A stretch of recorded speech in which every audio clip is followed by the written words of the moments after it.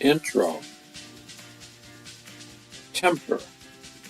The definition of temper is the following.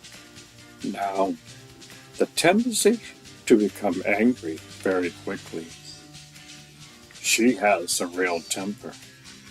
He has a really bad temper. I usually get my book titles from what I'm going to do when I'm sleeping. I got this title a few months ago. I remember a few years ago when President Trump was so angry that he threw his plate of food against the wall and the plate shattered. I was quite blown away by this temper tantrum. This guy was the President of the United States, and he had no clue how to deal with his emotions. I remember when he taunted the leader of North Korea when he said my button is bigger than your button. I think what amazes me that in mainstream society today, this doesn't bother most people. We are so used to it. Day in and out, during the Trump presidency, he would top it off with something that was beyond topping off.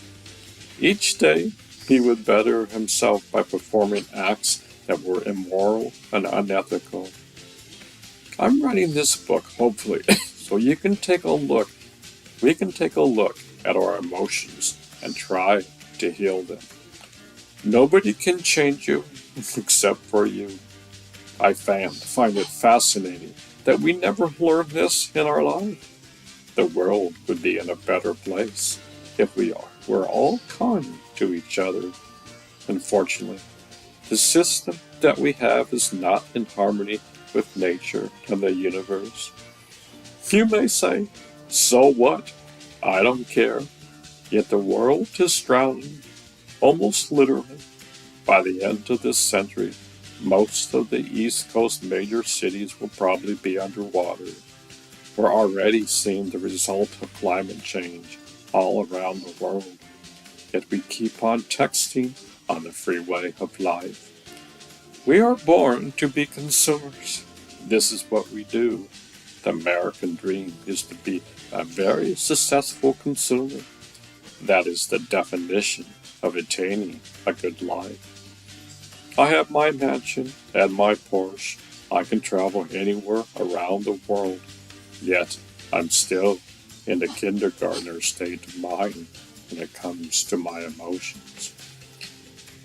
It seems even billionaires will never get completely satisfied for what they have. It's always more, and more. In the next 2 years, we will probably have 2 trillionaires. I can guarantee you they will still not be satisfied with having all that wealth. $1 trillion equals spending $100,000 a year for 34 million years. We need a major overhaul of our systems. We need a recalibration of the body, mind, and soul. There is so much wisdom out there. Can you imagine how incredible it would be if the mass media at large started to talk how humanity can improve for the better?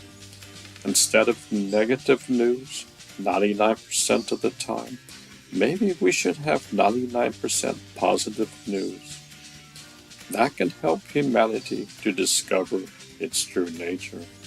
Imagine if governments around the world united to talk about how humanity can discover its true nature.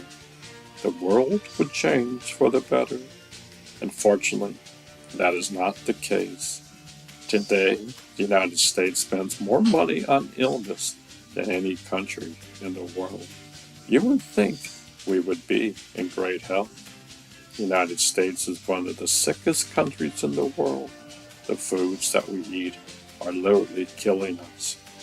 Processed food companies are not interested in health. They are interested in you buying their goods. Common sense is uncommon. We are completely off the mark when it comes to harmony. No wonder the world is in such bad shape. We are like a ship without a rudder.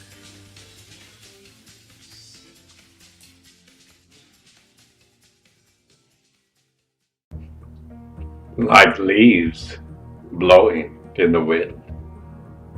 This book may seem like leaves blowing in the wood. It has no rational meaning or direction. It's just random thinking. I love the following two paragraphs from Michael Singer. The surrender experiment is a challenge I gave to myself to try to allow life to unfold around me without struggling with it. We are all intelligent enough to realize that we are not in control of 99.9% of what goes on around us. Our hearts beat, our food digests, and our cells divide, all without any intervention of our own. Likewise, the planets stay in orbit, and the entire rest of the universe unfolds on its own. We are not controlling any of this, yet it has been unfolding in perfect harmony for billions of years.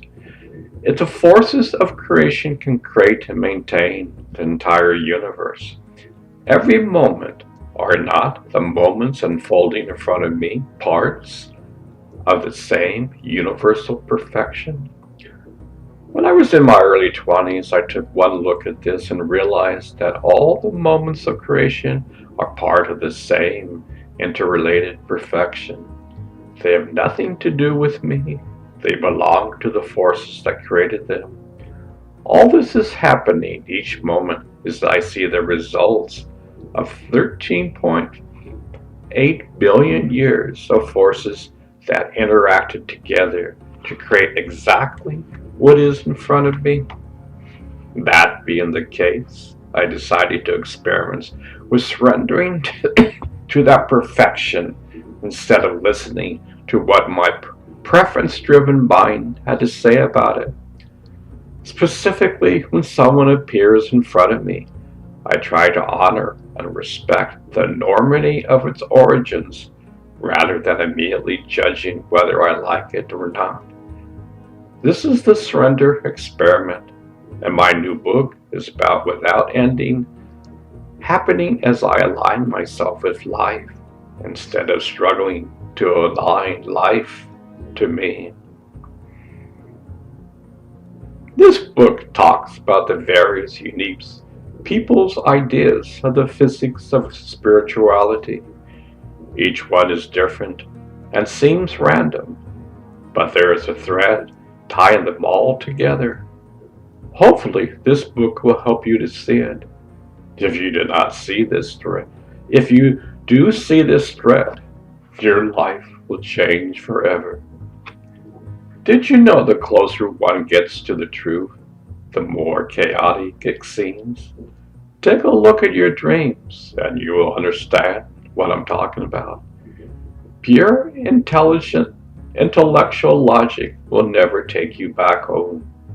Christ said, only the innocent child can enter the kingdom within.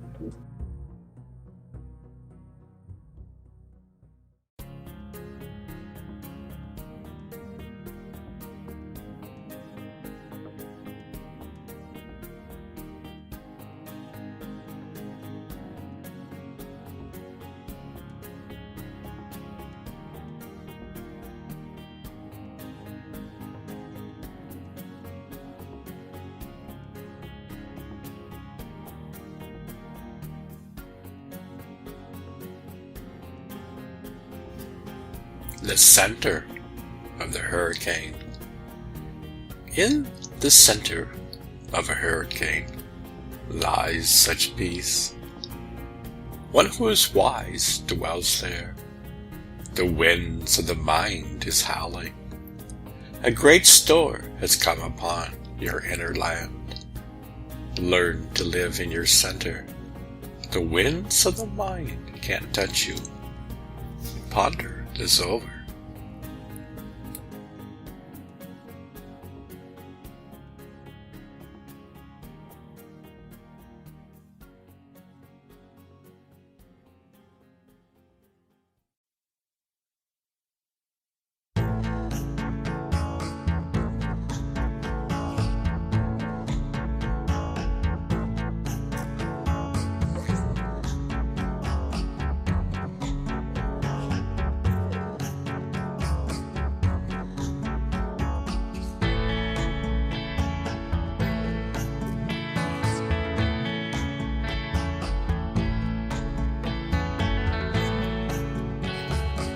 Play with your chemistry kit. We are all playing with our own chemistry kits. Unfortunately, we aren't aware of it. Many people blow themselves up without realizing it. In each and every moment, thousands of chemicals are being released throughout your human body. Mankind is spinning out of control. We are drinking our own poison. We get angry at someone or a political point of view. In the meantime, we drink our angry poison. We then wonder why illness arrives on our doorsteps. The wise man understands the repercussions of negative thoughts and emotions. Moment by moment, one plays this video game of life with awareness.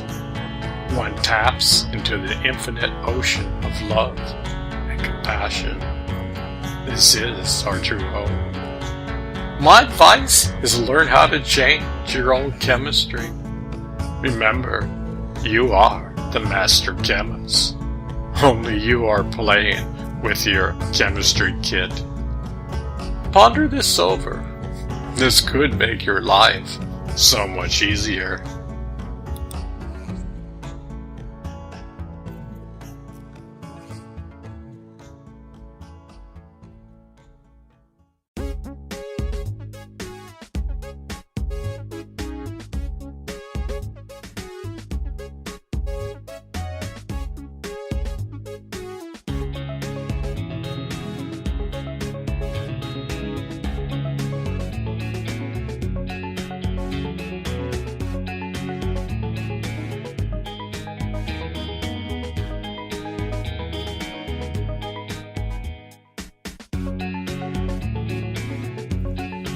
Your body is your drugstore. The art of Taoism has been around for thousands of years. I find it quite fascinating that they talk about the elixir of life. This elixir is not an herb or any external substance. This elixir exists inside of us. In India, they talk about the nectar from God that flows within. Yet here we are taking drugs for our ailments. Each drug has a huge side effect. Now, I'm not saying don't take drugs. I'm saying maybe there is a better way. For example, in China, you pay your doctor when you are healthy. You don't pay when you are sick. Mind you, in modern China, this isn't always the case. But the point is that you focus on balance and harmony. In our culture, everything is fragmented. We don't focus on the harmony of the mind, body, and soul connection. When I was young, I heard about the concept of being in harmony with the universe. To be quite frank, I had no idea what they were talking about. Here's an example of being out of balance. In my junior year, my parents took our family to Yosemite. It's probably one of the most incredible places on the planet. Yet, I couldn't see the forest from the trees. I was miserable. Why? Because I missed the ocean. Now, that's being out of balance. Before we can begin to be in harmony with the universe, let's try to be in harmony with the planet Earth. Currently, man has divorced himself from our precious Earth. We pride ourselves with the technology that we have, yet we are totally emotionally immature with the Earth. Where am I going with this? Imagine if man was in absolute harmony with the Earth. Can you imagine the wisdom that it has? It might tell you that your body is your drugstore. Every thought, whether positive or negative, secretes over 1,500 positive or negative chemicals. Currently, Most of America is totally out of balance. Look at the problems today. I used to work for the USDA. I saw my friends taking up vaping. I couldn't believe how much smoke came out when they exhaled. It was at least 5 times the smoke from regular smoking. No wonder there is such an epidemic. Imagine there are drugs existing inside of you that are dormant. In order to receive them, you must be in balance and harmony. In each and every moment, we have the opportunity to be conscious and aware. Currently, we are playing the same tapes over and over again. I can guarantee you that these elixirs of life work better than any physical drugs. Your body has the intelligence to produce these for you. How many people listen to their bodies? How many people monitor their thoughts? How many people dive into silence? How many people monitor their actions? You see, there is a moment-by-moment conscious event. When we are unconscious, chaos exists. Look at the world around you. Does it seem to be in balance and harmony? The question is, do you want to change? Are you content with the current conditions? This isn't just Richard on a soapbox. I'm asking real questions. What do you think? You are your savior. Nobody's going to save you except yourself. All the scriptures point the way, but we must walk on this path. This human body is hardwired to find God within. We are on this incredible journey to discover our true nature. We are out of balance, and yet we can learn how to be in balance. These are exciting times. Millions of people are waking up.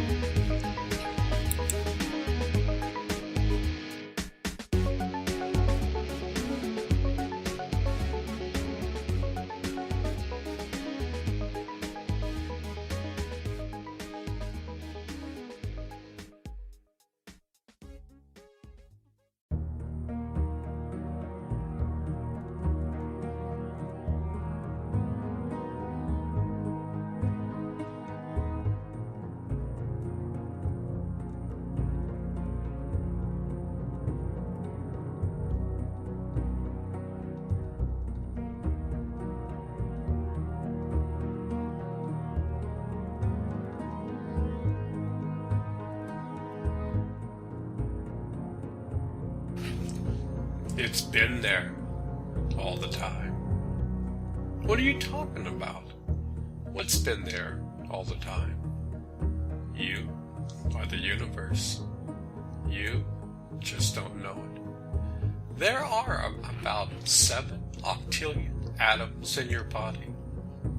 All our atoms are billions of years old. At the deepest level, you are the universe in human form. Wow, isn't that incredible? On top of that, you are hardwired to discover your true nature. The signpost of God all around you and inside of you. Yet, we are talking on our phone while driving down the freeway of life.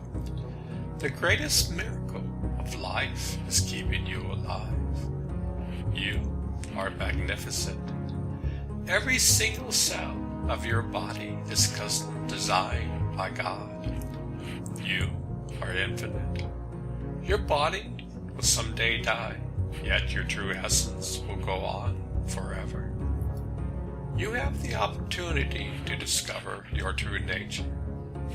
Behind your breath lies the answer. What is keeping you alive?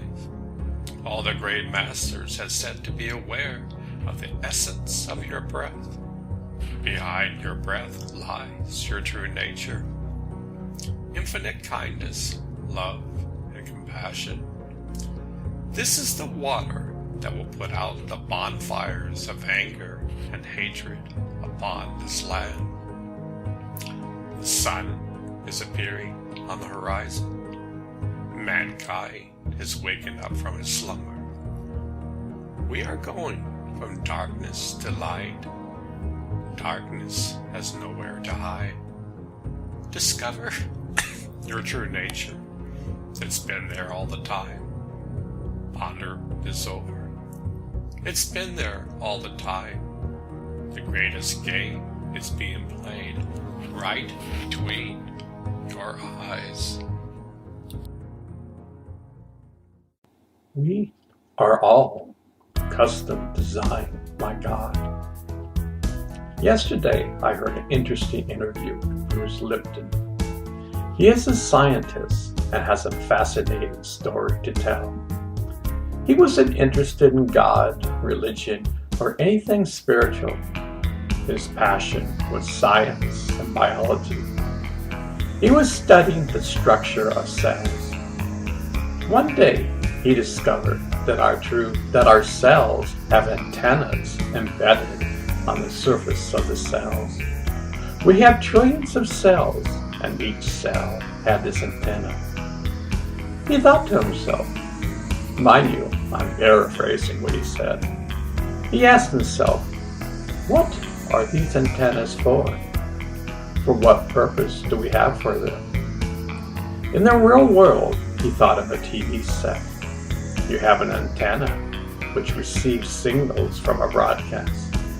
You can change the channel and a different TV program will appear on the screen. At this point, it gets extremely interesting. Somehow, he has an epiphany that our awareness and consciousness is being broadcast from God or the quantum field. Each one of us has unique signatures. He realized that the body will die, yet our essence is always the same. We can never die. Our essence is eternal. To his amazement, he discovered that God exists inside of us. The treasures exist inside. We are hardwired to discover the universe within. Imagine all this took place within 5 minutes. From that point on, his goal was to discover his true nature. The clues are there in plain sight. Bruce then, as a scientist, began to use the lab within to discover his true nature. In the interview, Bruce said that some Jesuits said that, give me a child for 7 years, and I will tell you how the child will grow up. The first 7 years, a child will pick up the good, bad, and ugly.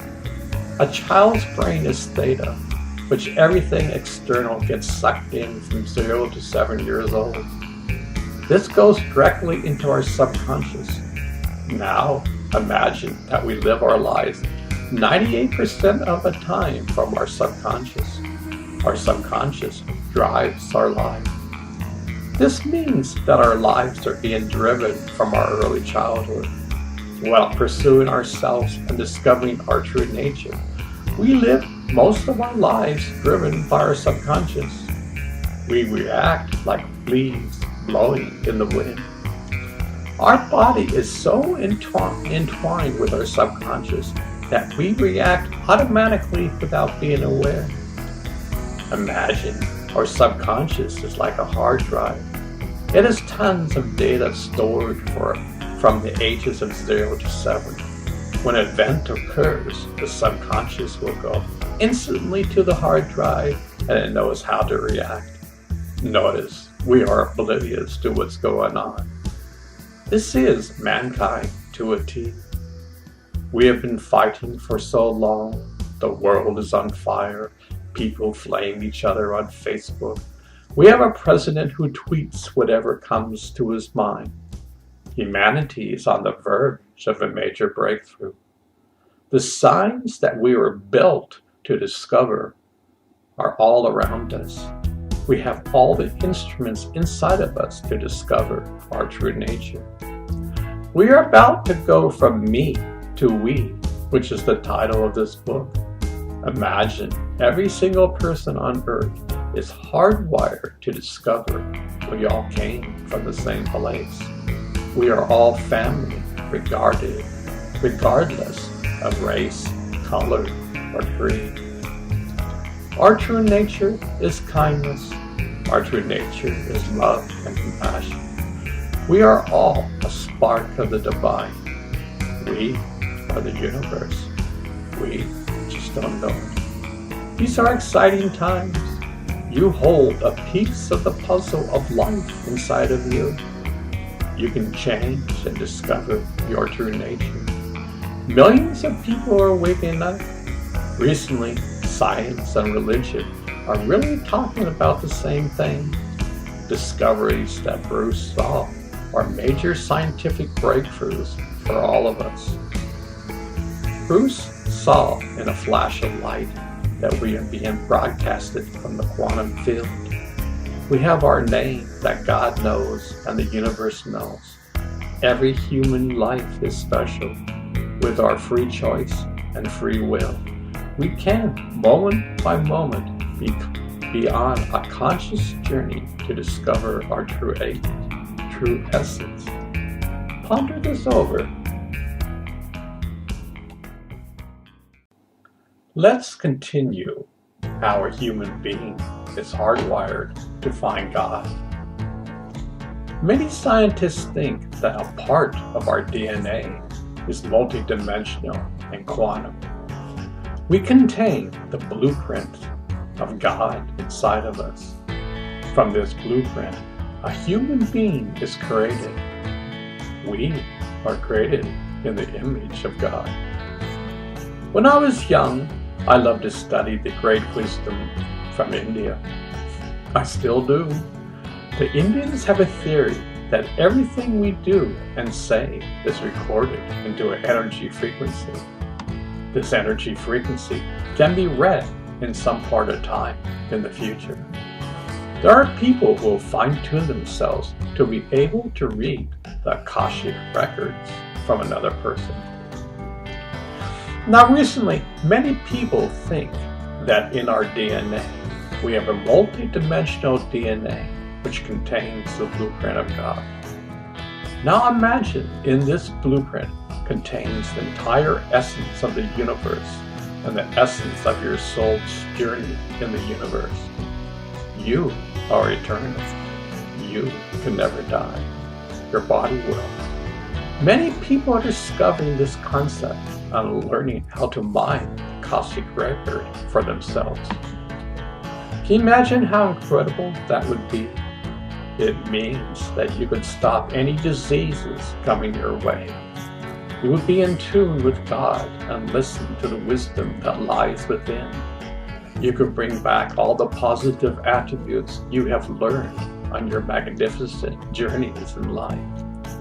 A person could tap into the future and bring back wisdom such as inventions that would help our fellow man.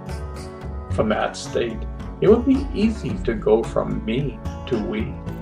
If we could consciously tap into the oneness and blueprint of the universe. As you can see, the car is sitting in the garage gathering dust. The car is meant to be driven on the freeway of life. Moment by moment, we can drive our car and gather a greater understanding of why we are alive. We spend most of our lives in a survival mode. We spend most of our times living by our habits and subconscious. Imagine we're literally hardwired to discover our true essence. Yet, so many humans are oblivious to this fact. You see, we have free will and free choice. The entire universe lives by this law. At times I think, well, maybe human beings shouldn't have free choice and we would come into this world and never forget our true nature. Peace would always prevail on earth. Anger and war would not exist. Heaven would be on earth. Yet, life is a grand adventure. We come into this world to discover our true nature and to help transform this world from darkness to light. It's a cosmic game. This isn't the first time this game has been played. For time immemorial, this game has been played through the universe and countless other universes. The entire universe is watching us and cheering for us. They are rooting us on. We have incredible coaches that help and assist us. Yet, they can't take a single step for us. You see, each of us has to play the game without any steps taken by another being. These are exciting times. We as humanity is going from me to we for thousands of years because of thinking. It's all about me. We have fought countless wars. We're living in an era where this is changing right before our eyes. Ponder this over. You are hardwired to discover God. You contain within your DNA the blueprint of God.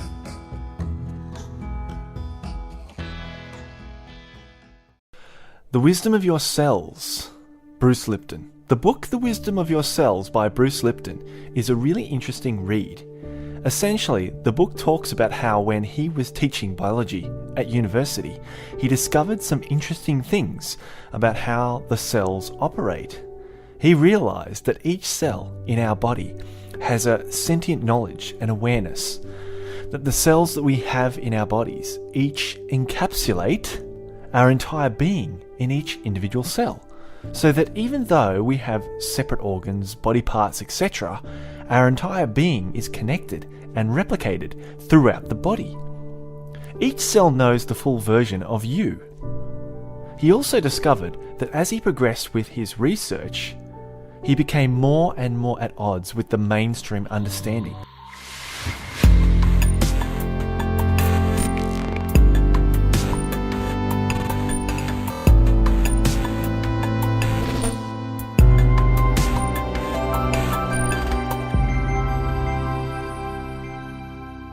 Of the core elements of this science.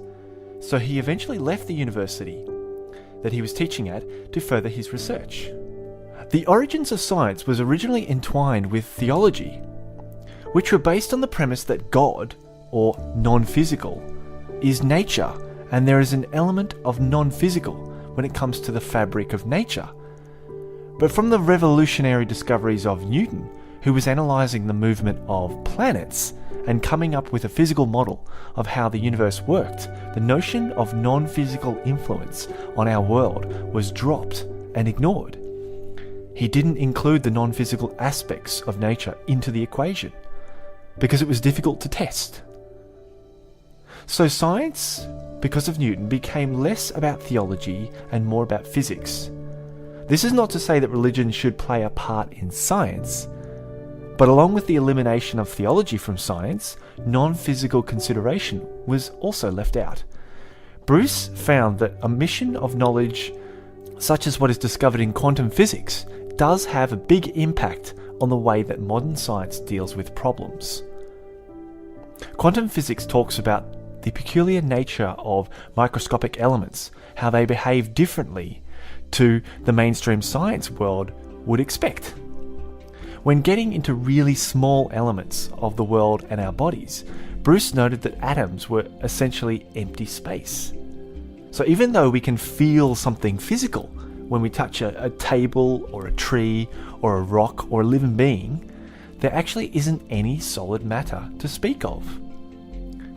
The elements at a quantum level were 99.9% empty space. He further understood that what it all comes down to is energy. Like when dropping a rock into a still pool of water, the wave of energy flows and interferes with other things in the water. It isn't necessarily the water that is moving, but actually the energy that is interacting with the other things in the water.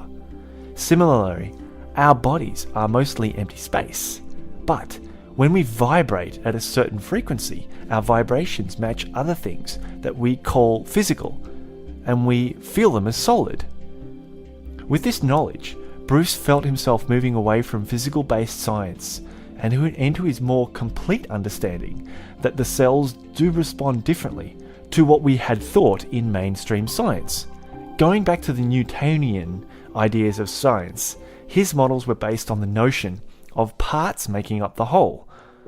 In science, things are understood by looking at the separate parts and making a diagnosis of the functions of the parts.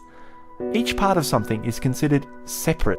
Now, in medicine, the analysis of the human body looks at chemical dysfunction and attempts to solve deficiencies with chemical replacements to boost the body and compensate for the lack. So, though Newtonian physics medicine attempts to essentially fix the problems in nature with synthetic answers, rather than use nature's own methods and harnessing that natural energy. Keeping with this model of how life works, the Human Genome Project was created, which attempted to provide a fully comprehensive understanding of genetics. The result was that we could finally understand the genetics that created us and find out once and for all also what information we can take to understand why we turn out the way we do and what diseases and conditions we are genetically predisposed for. So essentially, we could understand from our parents looking at their genes and their behaviours that we will get a nearly predictable set of blueprints in ourselves based on the genes that we have inherited. Essentially holding to the understanding that we are subject to our heredity and we have to expect the conditions that run in our families are likely to reoccur for us. This discovery essentially tells us that we cannot change the makeup of our heritage. We are essentially victims of the physicality of our parents. If we have had a father who was lazy and a mother who was always suffering from illness, then it stands to reason that we will be destined to experience the same physical attributes or mental attributes. The medical profession works with condition labeling, whereby when a condition is labelled and the condition is sought to be solved by using medication to correct the balance. So even though the medical profession will do their best to help people with a range of biochemical conditions, with mind-altering mood stabilizers, etc., the real issue here is that it puts the individual into a position of powerlessness. To understand more, the Genome Project was launched to be able to catalogue all the different types of genes and give people once and for all the ability to know what genes they had and what that meant for their life and their health. Then with the improvement of genetic engineering, it would be possible to figure out what genes needed to be rewritten to improve one's life. This was designed and symbolized the mission statement of medical science, which is to control nature and attempt to do things better than nature. If someone gets sick, doctors look at the person's heredity to draw links and make a diagnosis, because it is believed that this is the way the body works. But Bruce was starting to see how this was not necessarily the case. The environment changes the cells, not the genes. Through his research and experimentation, he was able to come to the conclusion that the cell membrane was like the computer of our bodies. It was the shield that separated the cell interior with the outside of the cell, which is essentially observing its environment. He had started to see that the cells of our bodies was being affected by the environment. But taking a further step back, what was causing the cells to react in a certain way about the environment? It was how the cells were experiencing the environment, the perception. The Genome Project, decades before, had not discovered enough about the genes to understand how a gene gets turned on or off. It didn't account for the complexity that we see in animals and humans. So, because of this, Bruce was led to believe that the gene was not at the center of the decision-making with regards to our bodies. The gene was like the blueprint, but the cell, which is at its core energy, was a perceiving entity that could sense its environment and decide to switch on a gene or turn a gene off. The discovery was really big as he realized that we are not just at the mercy of our genes, but able, through our perceptions, to influence the genes that we inhabit. He knows this because the cells were able to operate independent of the other components such as genes. The cells are essentially very small units of consciousness. Our genes don't randomly turn on or off. There is a purpose to the replication of the cells. The cells tend to operate in unison to the rest of the community of cells that are in the body. Essentially, Bruce suggests that the perception of the cell plus the environment equals the effect. So, when we are in an environment, we tend to mold to that situation. And definitely the way that we feel about the environment is the real indicator how ourselves and our bodies will react. Also of note is what he discusses about the growth and reproduction of cells in the body when under pressure. He explains that when the body and mind is in a state of pressure or stress, if there is the perception of a threat in the surroundings, the body goes into a fight or flight response where the blood is sent to the organs such as the arms, legs, where it's most needed. If you were doing something physical, if you were trying to do things quickly, the significant finding about this is that when the body is engaged in this response, the cells that are dying every day due to natural growth are not being replaced as effectively as usual.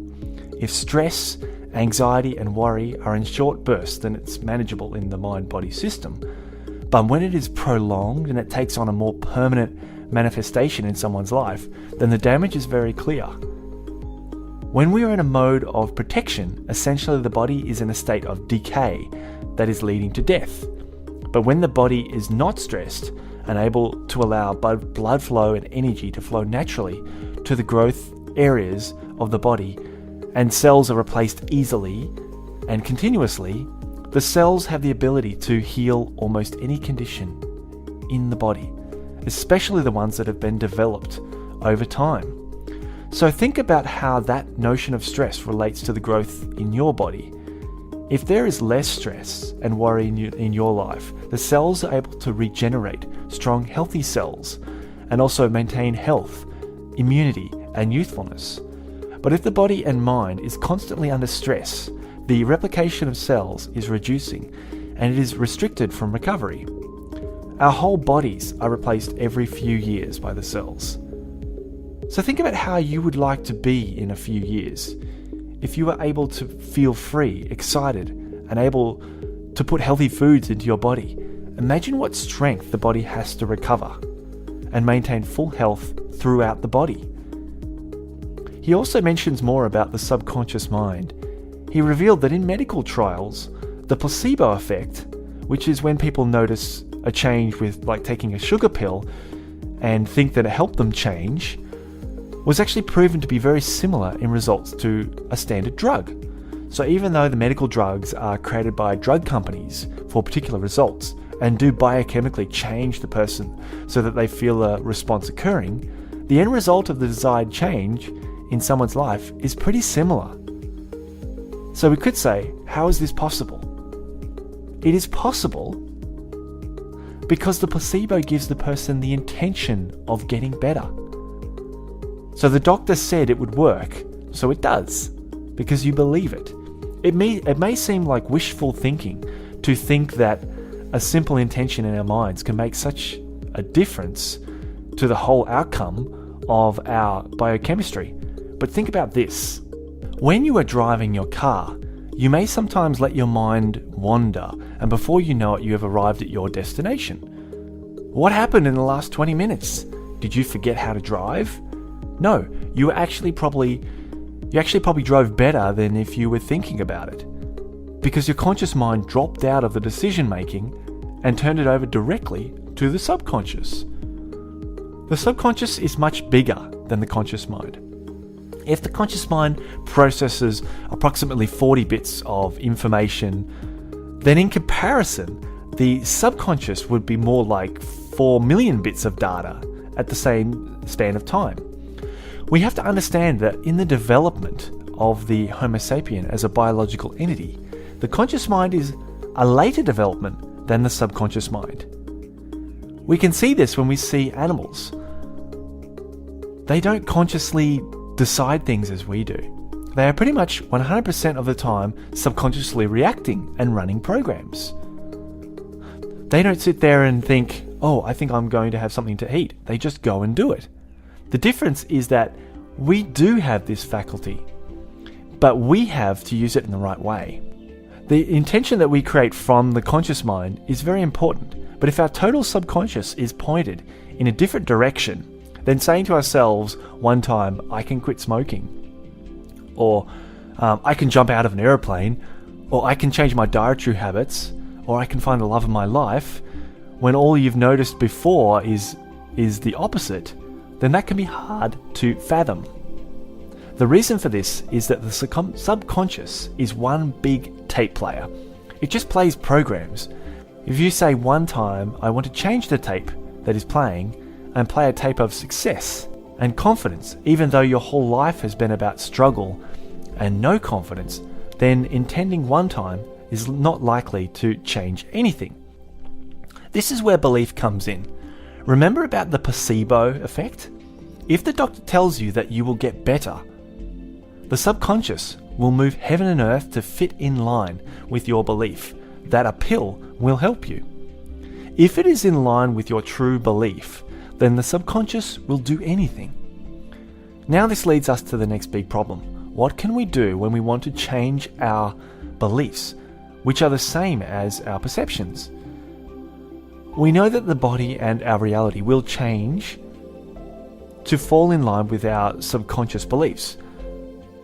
But when we want to change, we need to recognize two important things. One, intention is an idea that really just starts the ball rolling. Two, if the subconscious is used to it, it will happen without effort. So the key is intention. But saying once or twice is not likely to do as much if your whole subconscious is against you. So what is key is to make your mantra to be what you have in your intention. If we often remind ourselves of what we would like the outcome to be in any situation, it will have an accumulative effect on the subconscious. Just talking about our problems is likely to lead us around in circles, practicing the old pattern relentlessly. But once we have a new intention stated, and we state it often about our lives, the subconscious starts to rewire and let go of those old connections. In the beginning, it will be difficult, but with practice, the tying of a shoelace the first time becomes effortless, and so will everything else.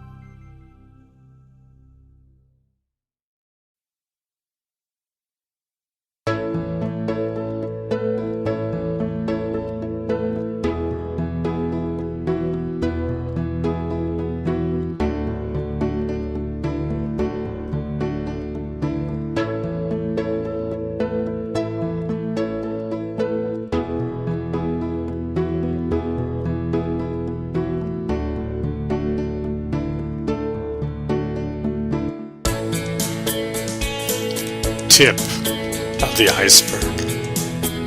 This is just the tip of the iceberg. The entire human body is hardwired to find God.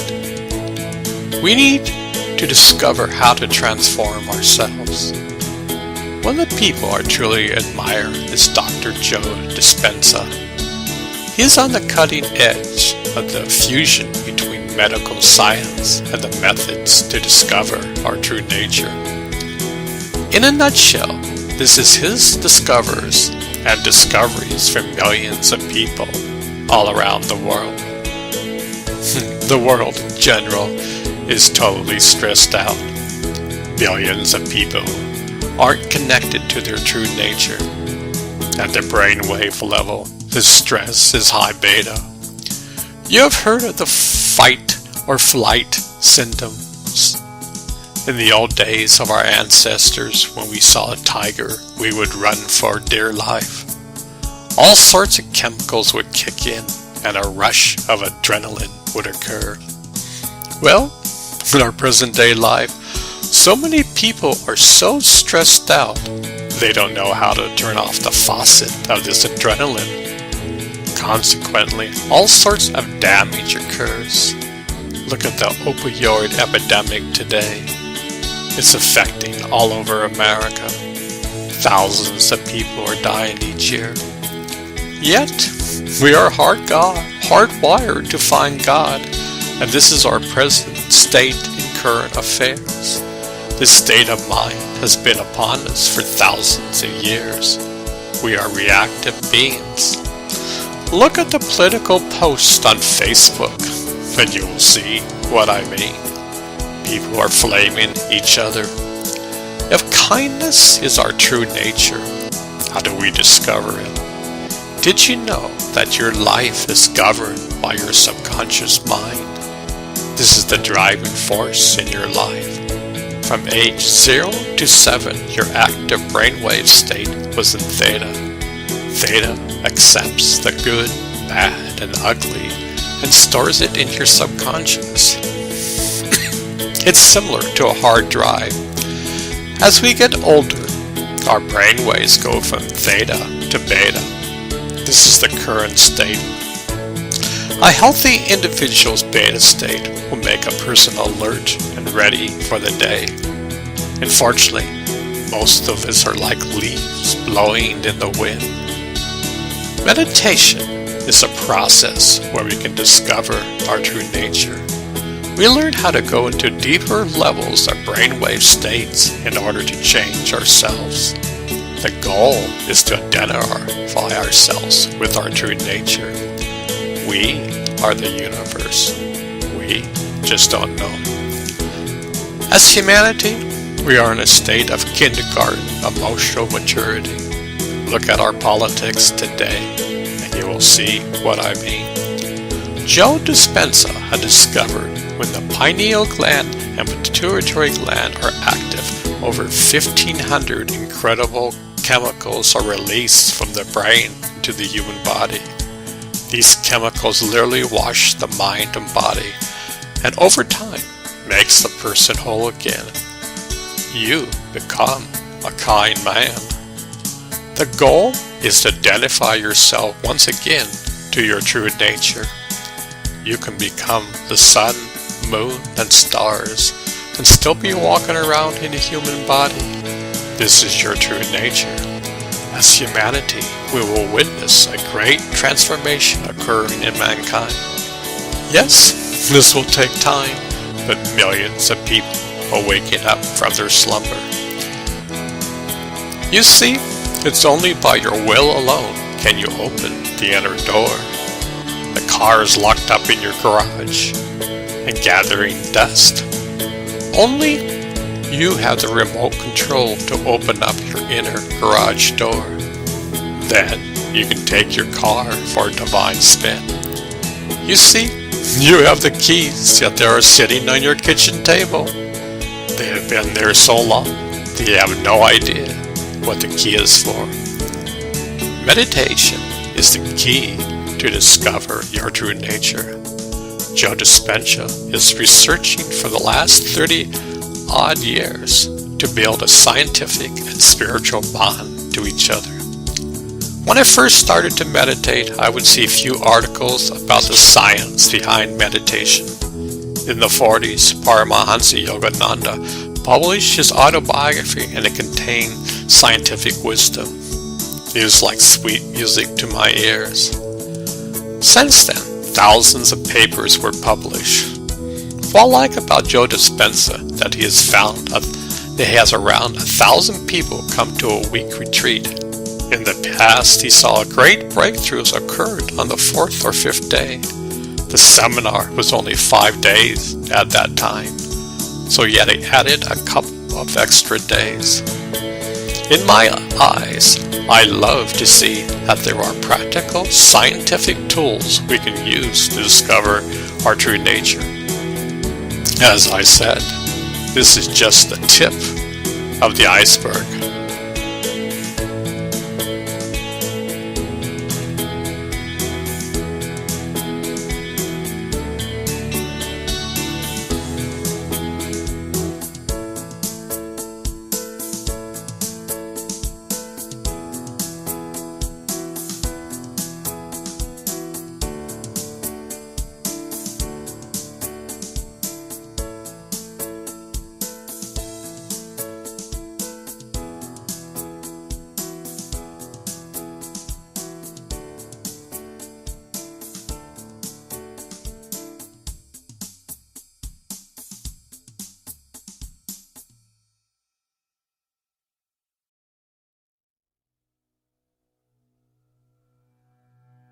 Mind was such a strong element. It wasn't diet, it wasn't celibacy, it wasn't any of those things. It was just really this element. And so then I was able to figure out that there were 4 common things.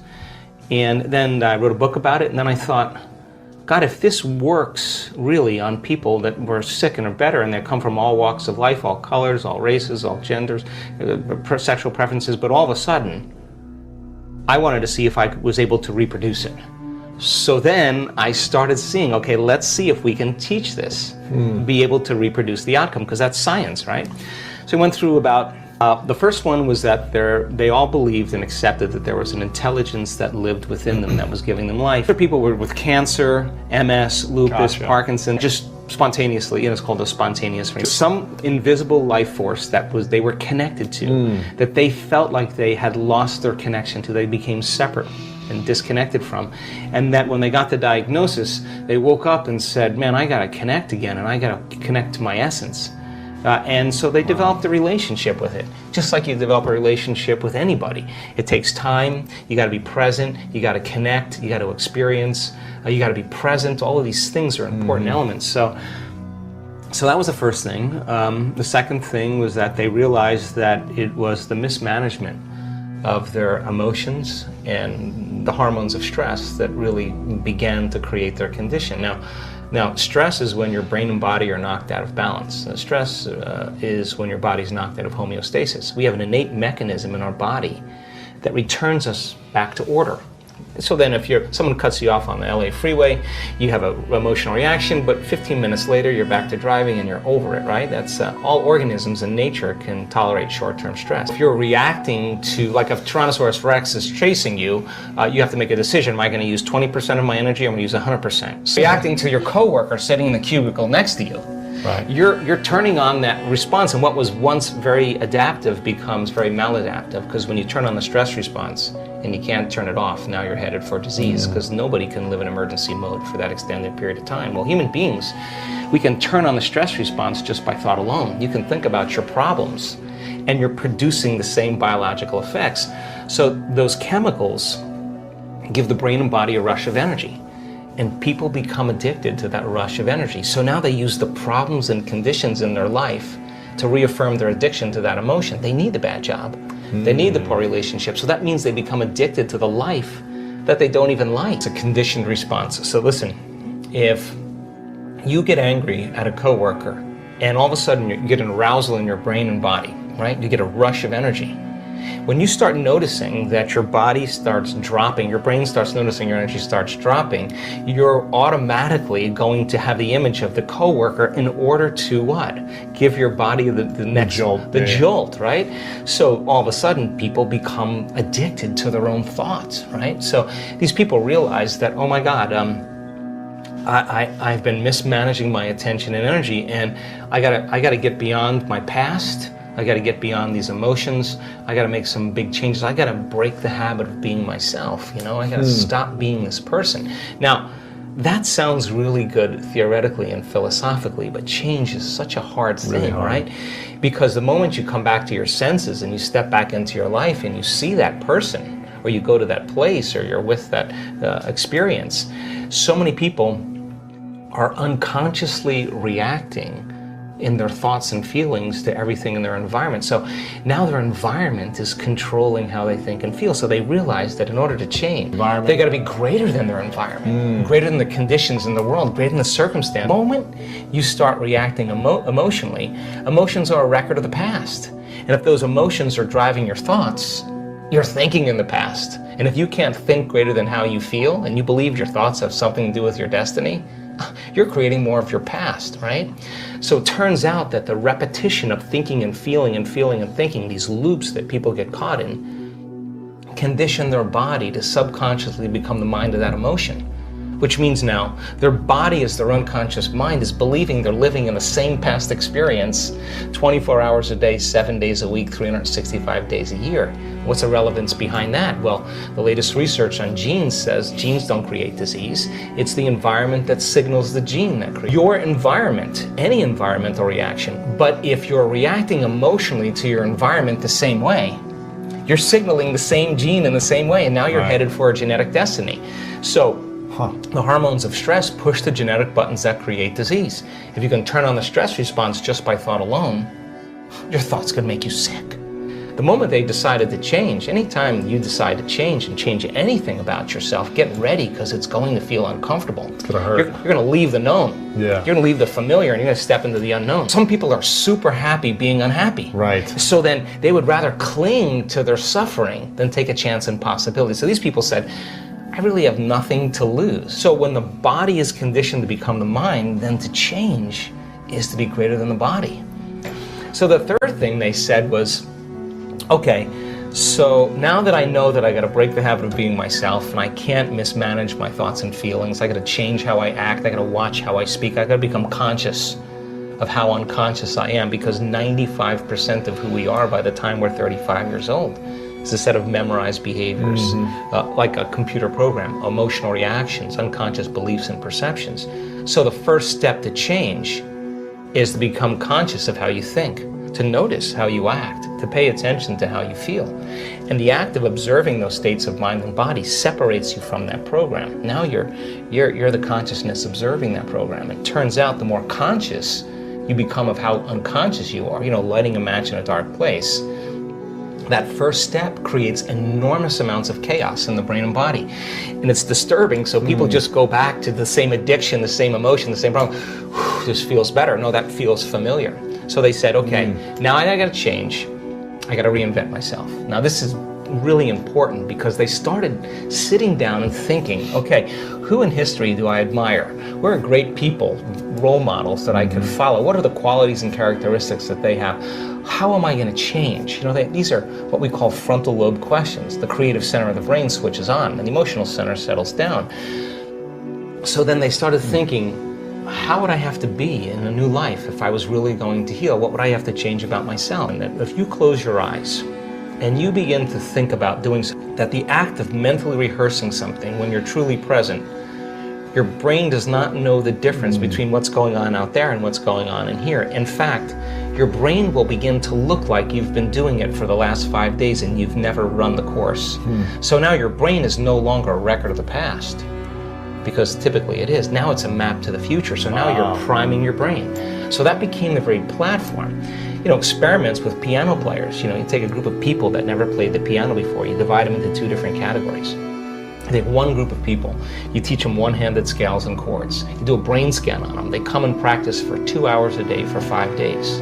At the end of 5 days, if you rescan the brain, they grow new circuits on the opposite side of the brain. Nothing magical there. You learn something new. Learning's making new connections. Get some instruction. You get instruction. You get your body involved. Get your body involved. You're going to have an experience. Experience enriches the brain.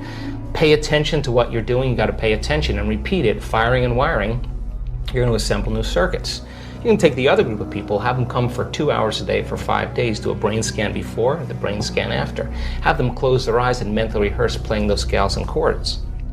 At the end of 5 days, they'll grow the same amount of circuits in their brain as the people who actually physically demonstrated the action. What does that mean? It means not only do they change their brain by thinking differently, but their brain looks like they've been playing the piano for 5 days. Now set them in front of a piano. Never played the piano before. They'll play those scales and chords because their brain is wired to play it. So now, the act of rehearsing who they're going to be, what are the qualities, and beginning to get in this creative state, began to lay down the circuits of a new personality.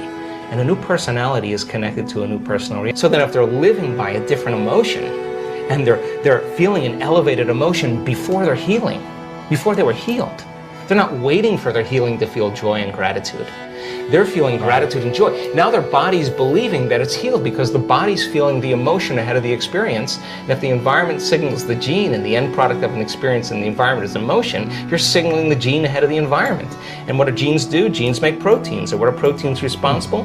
The structure and function of the body. Now you're literally becoming somebody else. And now you're turning down the genes for disease and you're turning up these other genes. So I started to realize that this reinvention process is exactly what we've always done. It's just that we get complacent in certain areas of our life and we stop. Now the last thing they had in common, the fourth thing, is that when they were doing that rehearsal process, they had long moments where they lost track of time and space. In other words, they were so involved in their inner world of imaging that when they turn the light on in the room or they lift their blindfold up or whatever they were doing, they thought it was 20 minutes later, and it was an hour and 20 minutes later.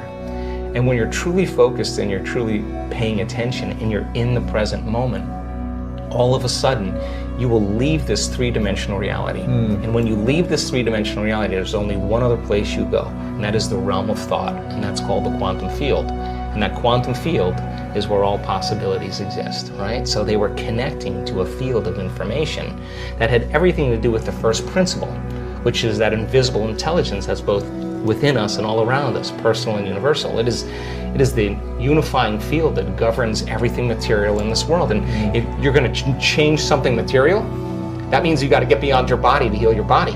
Right. Because if you're your body trying to heal your body, there's one thing that we can guarantee: it's going to take time. It's going to just take a long time, because you're playing by the rules of Newtonian physics. You play by the rules of quantum physics. Energy dictates matter. So when you're truly in the field and you're making changes there, then the downward cascade, neurologically, biologically, chemically, hormonally, genetically, is the side effect of what's happening in the field. Accelerates. It accelerates it, exactly. So you do it in less time because you're more connected to a realm that doesn't... Mind and body.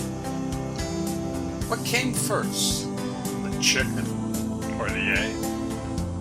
The body and the mind are so tangled with each other. It's like a huge bundle of string. Imagine for each thought you have a series of chemical reactions gets released into your bloodstream. The Buddhists had the following saying, holding onto anger is like drinking poison and expecting the other person to die. You see, each time we get angry, a series of harmful chemicals gets released into the body. Some people are so out of sync that the faucet never gets turned off. Even if they want to, it takes time, patience, and effort. Our subconscious is driving the show.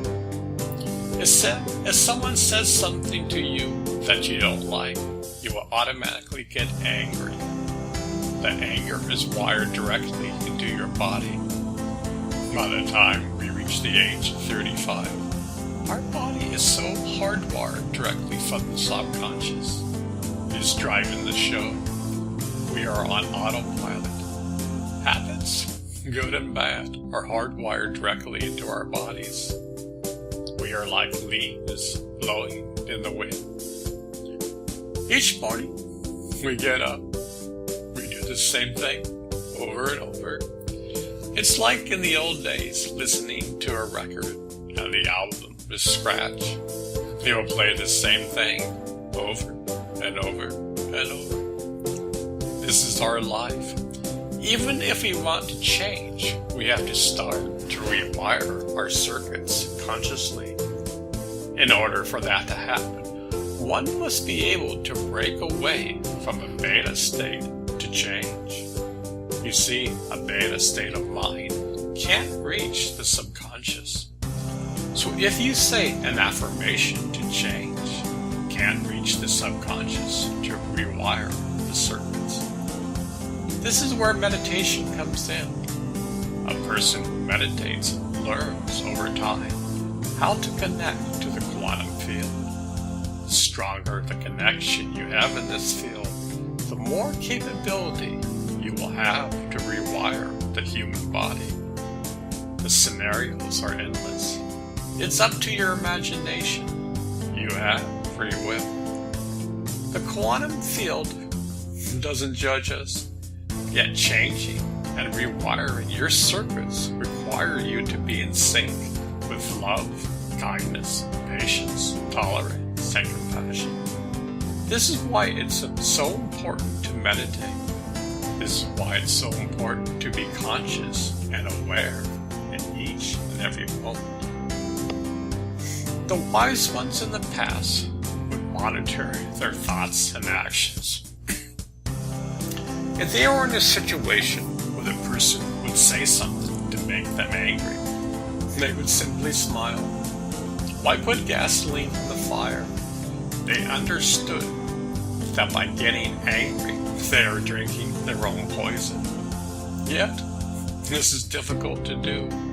That's why it takes constant training. We have people in office who will Twitter whatever comes to their minds. They don't know how to stop, look, and listen. To be honest, this was never taught in schools. Look at our nation today. Both sides are pissed off and can't work with one another. This is a society that is emotionally immature. In order for the world to change for the better, one must take responsibility and learn new ideas to discover their true nature. We must all ponder over the state of mind we are in. As a society, we must discover ways to become mature adults. We must help those in need. We can do this. Millions of people are waking up from their slumber.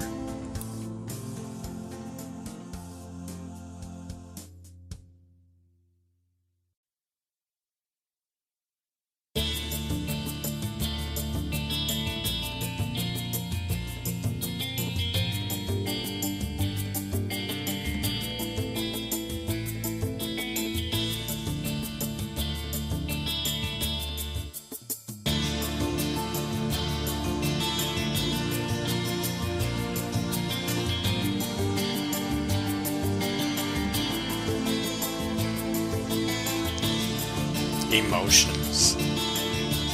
Our emotions are scattered all over the place. Most of us are reactive beings. As you probably know, by the time you're 35, your personality is usually set in stone. Your subconscious is basically running the show. The body and mind are so ingrained. Our habits are driven from our subconscious. It's like we react without being aware. Our subconscious has taken over. Yes, that's a good thing. Yet, at the same time, it creates many problems in our life.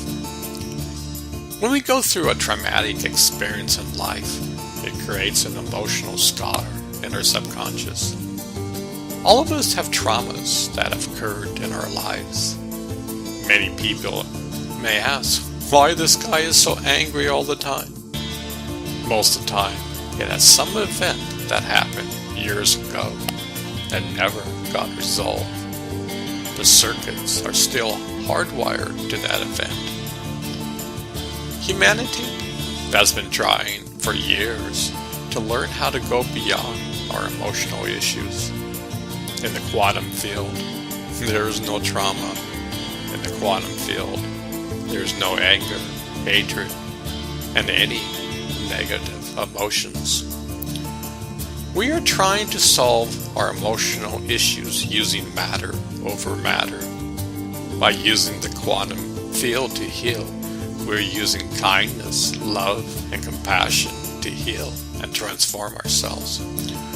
We are using our free will to tap into the quantum field and rewire our nervous systems and our body.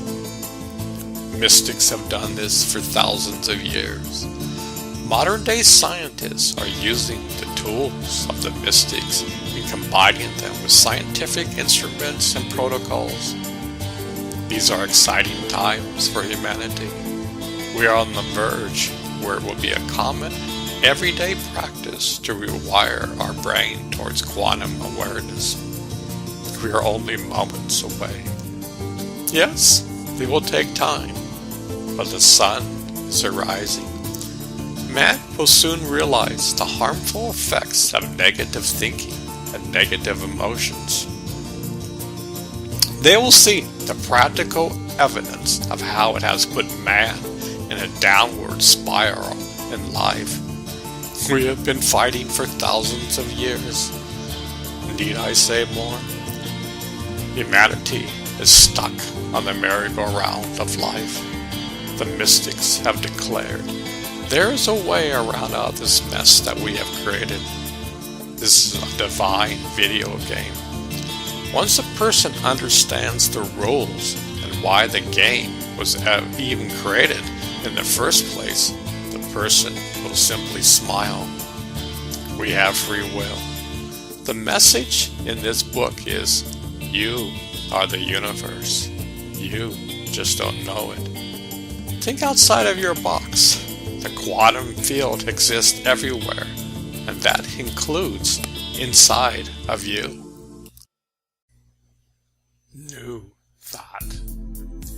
Did you know that in each and every thought there's a chemical reaction to your thoughts? Your thoughts create who you are. They create your habits, your personality, and state of mind. Your subconscious is driving your car in life.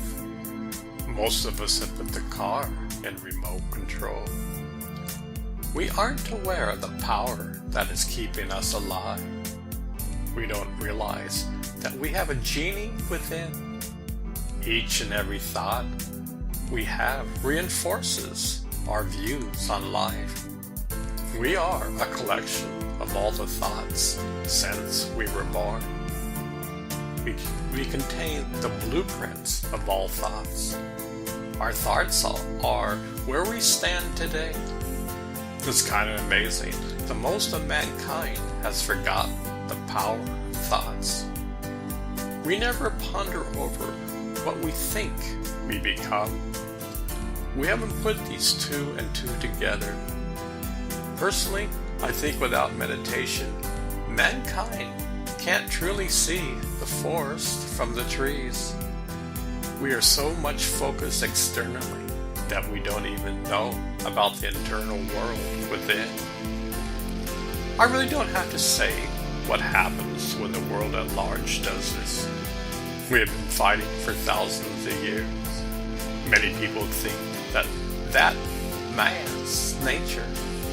Well, it is. If we as a world only focuses externally, need I say more? Did you know that meditation over time will help slow down the mind? Many people have a hard time falling asleep. It's a major problem all over the world. When the faucet of adrenaline can't be turned off and you're in a high beta state of mind, it's difficult to fall asleep. The chemical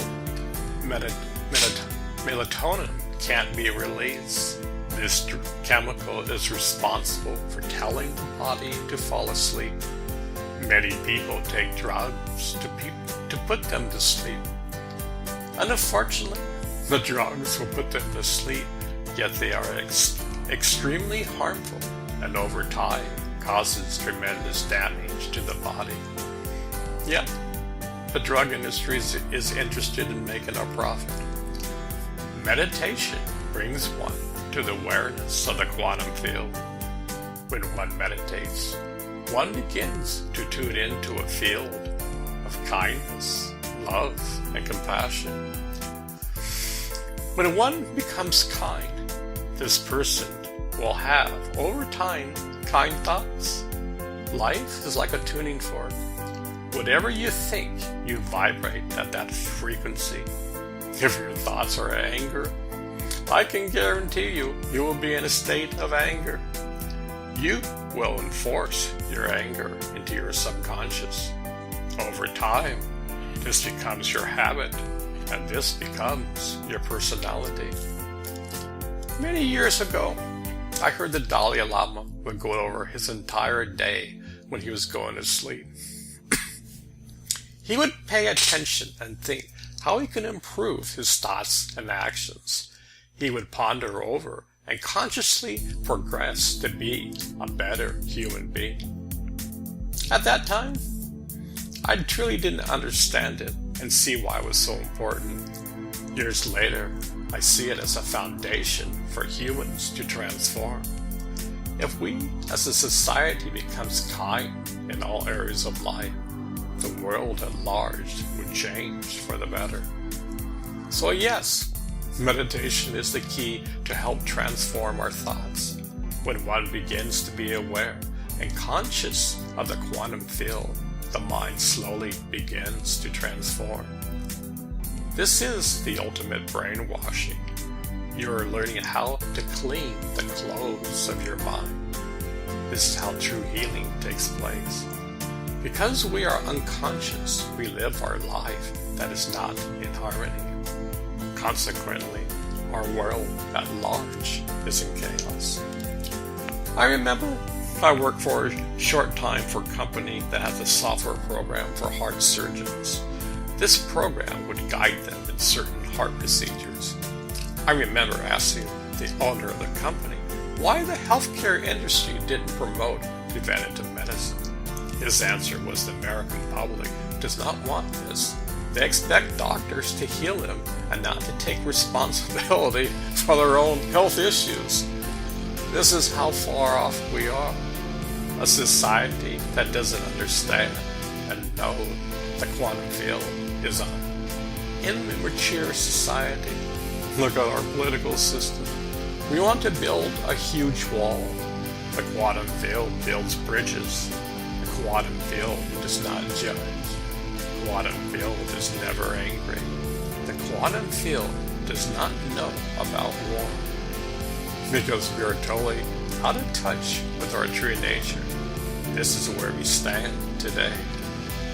New thoughts will arise when humanity becomes to embrace the quantum field. All the wisdom to solve any problem lies in that field of intelligence. You can only think based upon your emotional maturity.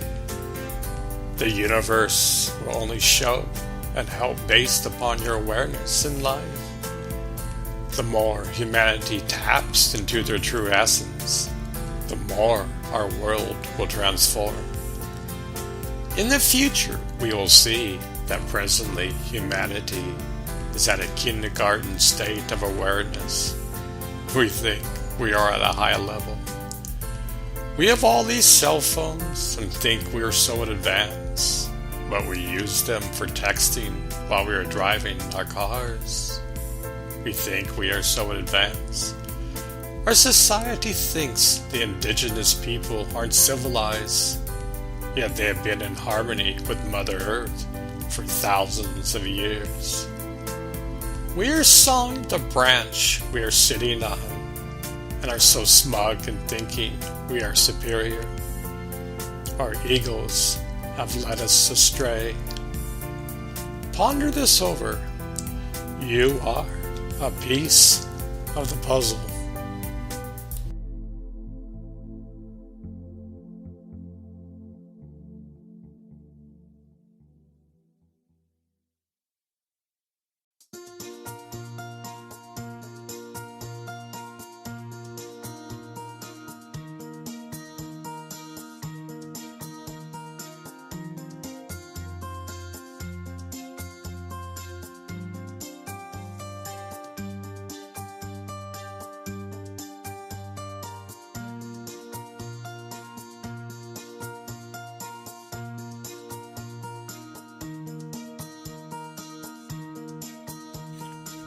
New concepts. I'm sorry to say, but many people are locked into their box. Many people can only think inside of their box. Take a look at American politics today. They are in shambles. One side can't talk to the other side. Both sides say the other side is to blame. We are locked by our subconscious mind, and we do the same thing over and over again. Our concepts of who we truly are is limited. As a matter of fact, they are archaic. We are so focused externally that we have forgotten our true nature. It's like we can't see the forest from the trees. We must be open to new concepts and ideas in order for society to progress to the next level in the video game of life. Many people get stuck at a certain level in the video game and call that life. They have no idea that you can be aware and conscious of the quantum field. The sun is about ready to come up for humanity. It's been a roller coaster of a ride for thousands of years. War has been going on, it seems like an eternity. Yet, millions of people are waking up from their slumber. A new dawn is occurring for mankind. Man is slowly evolving into a kind man. When humanity understands that we are the universe, incredible transformations will occur on this planet. You see, with greater transformations come new concepts and ideas are being developed and implemented on this planet. Take, for example, kindness. Many people think that kindness is weak, yet the entire foundation of the universe is kind. Slowly, over time, kindness will manifest in all areas of life. Take a look at politics today.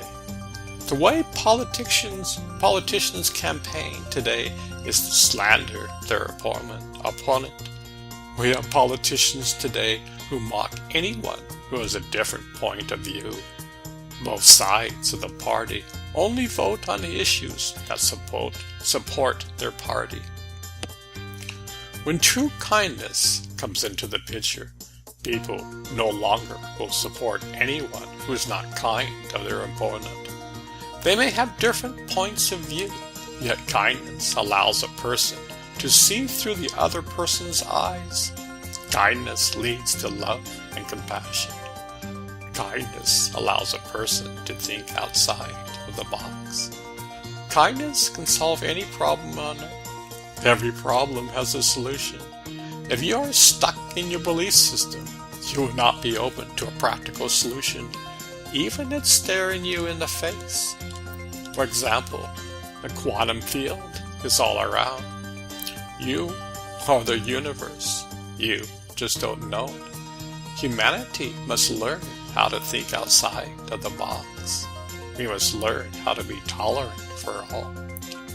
Light is winning the battle against darkness. Darkness is the absence of light. Currently, we are seeing chaos all around the world. Darkness has nowhere to hide. New concepts and ideas are being presented all around the world.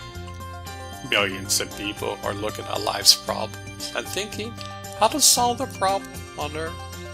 Each one of us holds an individual piece of the puzzle. What good would a puzzle be if the entire puzzle was put together, yet your piece was missing? Ponder this over. Learn to think outside of the box. Go beyond your comfort zone in life.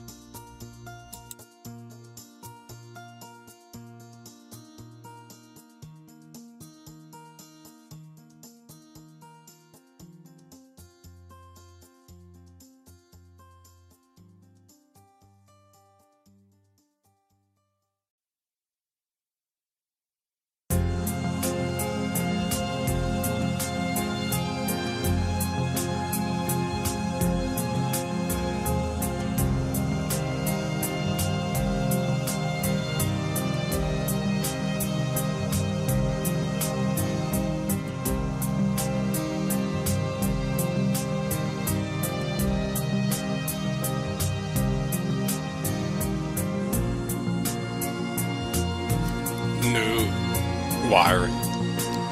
Mankind is on an incredible journey. We are going from darkness to light. We are on the journey to discover our true nature. As I said, we are hardwired to find God. We have everything set in place. The car is there, sitting in our garage. God is sitting patiently in the passenger seat. All it takes for you to use your remote control and open the garage door within.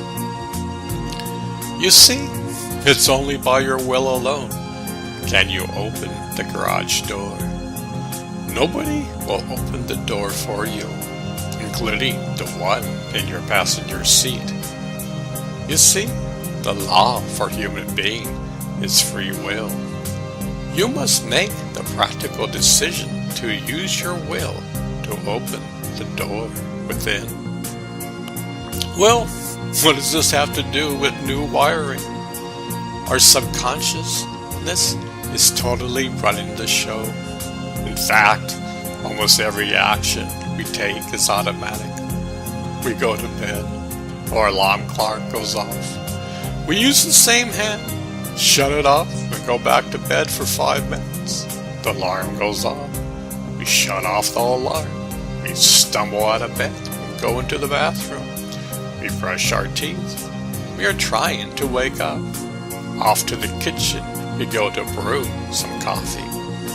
It's time to head off to work, just in time for rush hour traffic. We make a few phone calls along the way. Some of us text when the cars are stopped. We make it to the office and do the same dull routines. I could go on and on. Our daily routines in life are hardwired. We party on the weekends to release stress and wake up in the morning with a hangover. Day by day, year by year, we continue this routine. Our subconsciousness picks this up and reinforces it in our everyday life. Our wiring is complete. This is our being and personality. You are a combination of all the thoughts you've ever had. Mankind is locked inside of this box. So what is this new wiring you're talking about? Imagine you are the universe. You just don't know it. What if I told you that slowly you could rewire your circuits to understand and experience your true nature? What if your true nature is part of the quantum field? It is part of the universe and God. What if I told you you are magnificent? Meditation is a way to directly rewire your circuits within. It is a way to slowly reprogram your subconscious. You are a computer program for your subconsciousness. You have the capability to totally transform and change into a butterfly. I have said this before, the mind is like a tuning fork. Whatever it focuses on, it will vibrate at that level. Meditation allows one to tap into the quantum field, which is infinite love, kindness, compassion, and tolerance. These are just a few traits. The more one meditates, these traits are rewired into our circuits and create a new wiring within. One learns to stop, look, and listen in life. Every moment a person makes a conscious decision to act and to be aware. This leads to a proactive human being instead of a reactive being whose leaves is blowing in the wind. One learns over time to be in the center of the hurricane instead of the 150 miles per hour of the winds of the mind. Our world at large is totally stressed out. Yet a person who meditates slowly learns to be in the center of the hurricane. Yes, this takes time and effort. But with the same time and effort it takes to be angry and pissed off in the world is the same time and effort it takes to be a kinder person. Everything takes time and effort. Mystics have talked about this for thousands of years, to go outside of your box. They have talked about the human body is designed to experience God within. Many people try to use affirmations to program directly to our subconscious.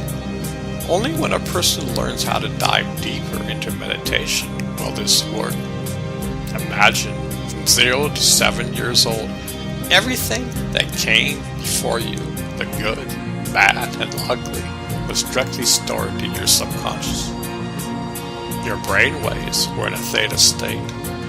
From 7 on, the waking state is in beta. Your subconsciousness is totally online.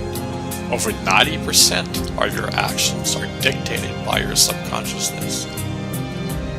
For so many people on this planet, they live lives that are totally stressed out. Their brainwaves are in high beta. No matter what affirmations they say, they can't rewire and reprogram their subconsciousness. Only by learning how to meditate and learning how to go into more coherent brainwave states can one learn to reprogram the subconsciousness. These are exciting times. There is a marriage between science and spirituality. Science is giving the direct evidence to help mankind discover his true nature and discover the quantum field within. I don't know about you, but I'm blown away for the possibility for humanity to change. We are on the journey of going from darkness to light. New tools are coming our way. Just you wait and see. The more a human being embraces his true nature, one's imagination becomes larger. The universe starts to give you a different point of view on this journey of life. Ponder this over. Are really living in the matrix and don't realize that we have been asleep.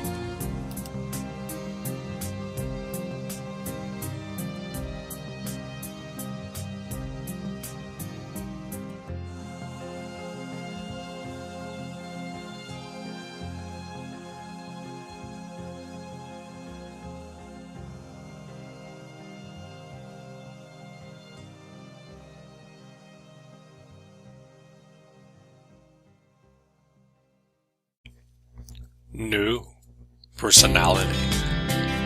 Your personality is driven by your subconscious. Over time, one cements into a subconscious all the thoughts, feelings, and emotions. Our daily habits contribute to mostly form our subconscious. In order to change and reprogram ourselves, we must become conscious and aware. We are like the snake shedding a new skin. In order to change, we must develop a new personality. This requires great courage. We're learning how to drop the old and embrace the new. Why do humans resist change? Even if they know it would be beneficial to them, we resist it. We love our comfort zone, even if it's making us miserable. Strange, isn't it? Many people would rather wallow in their misery than overcome their problems and have a better life. What kind of personality can I become? At the simplest level, how about one who is kind in all circumstances? In midst of adversity, one would simply smile. If another person would get angry at you, you would simply smile. It takes two to tango. Kindness will not participate in putting gasoline on the fire. How about learning to see through the other person's eyes? You could see his point of view. You would actually listen to what the other person is saying. Most people don't. Most people are thinking what to say next without actually listening to the other person. How about loving life? You wake up in the morning and are so excited to be alive. What a glorious day it is. You get up and meditate. You get in tune with the quantum field. Your mind, body, and soul gets filled up with love, kindness, and compassion. You are in sync with the universe. Your will is focused on love. Your mind is your friend. You have sweet thoughts throughout the day. You become a kind man. Incredible synchronicities occur daily. You love humanity. Each and every moment you're living in harmony. One loves to be in nature. Gaia, Mother of Earth, is by your side. She knows your name, and you know that. You're living once again in perfect harmony with her. Each person discovers his/her gifts to help solve the world's problems. With each problem, a solution lies. One begins to acquire incredible wisdom. This is part of your true nature. You are in harmony with the universe. Exciting times are ahead of us. We're becoming a new human. Humans learn over time to directly reprogram ourselves. We discover we are our own personal genie. In the past, our genie would work behind the scenes, and we would be oblivious to it. Mankind slowly learns that through his will, he can learn how to reprogram his life. Someday in the future, this will be taught in schools through the world. Science and religion are merging. Many new fields will open up. The higher our society advances, the more harmony will be discovered. Mankind will discover that war is obsolete. The bickering and fighting will stop when we can directly experience the thread that ties us all together. We are going from me to we. This is how the world changes when we see the unity fall. These are exciting times. The news mostly shows the chaos, yet millions of good deeds are happening all around the world. Yet it takes effort and conviction. But every time you get out of bed, it takes effort. Why not just reprogram yourself and discover your true nature? Imagine a hidden gold mine exists inside, and we search throughout the four corners of the earth to find it. One can spend lifetimes trying to discover it. It's a joke when one realizes that it's been there all the time inside of you. Mystics have been saying that for thousands of years. You're learning to become a mystic. You don't have to give up your life. In fact, you must embrace life. Ponder this over. Exciting times are ahead of us.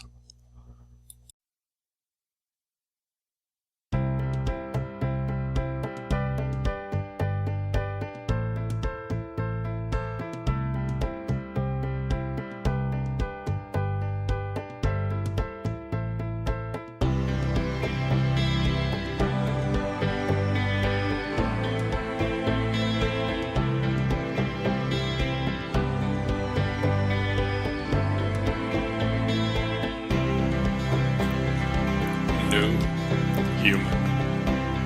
When one starts to implement new higher emotions, new thoughts, new concepts, new wiring, and new personalities, then one becomes a new human. Christ is a perfect example of that. For thousands of years, man has been fighting and has been involved in wars. It's been quite barbaric. The world still fights wars all around the world. Many people say this is man's nature. In reality, it's not. We are going on a journey from darkness to light. For thousands of years, we have been covered by different shades of darkness and light. Anger and hatred has ruled the land. Man doesn't know how to be civil, so we go to war. Is obsolete. Yet in order for war to become totally obsolete, one must transcend our emotional state of mind. Anger and hatred towards one another must not occur. Mankind is presently becoming a butterfly. We were a worm, and now millions of people all around the world are turning into a butterfly. In a matter of time, you will become butterflies. Yes, this will take time, but a new human is emerging from the ashes. The greatest transformation is slowly occurring on this planet. Science and spirituality are merging together. You see, each individual is a piece of this grand puzzle. A new human is born when we embrace God moment by moment in our daily life. It's just not the words, but a state of being. The new human will learn how to be conscious of the quantum field 24 hours a day. This new mindset will radically change the world. It will affect every single aspect of life. We will see through different eyes. Mankind will become a kind man. We'll begin to see the thread of love that ties us all together. We will become one unified mind. Yes, you will still be an individual, yet your awareness will be in a state of oneness in life. You will see that humanity is an extension of yourself. Presently, we only see me. We are going on a journey from me to we. I know.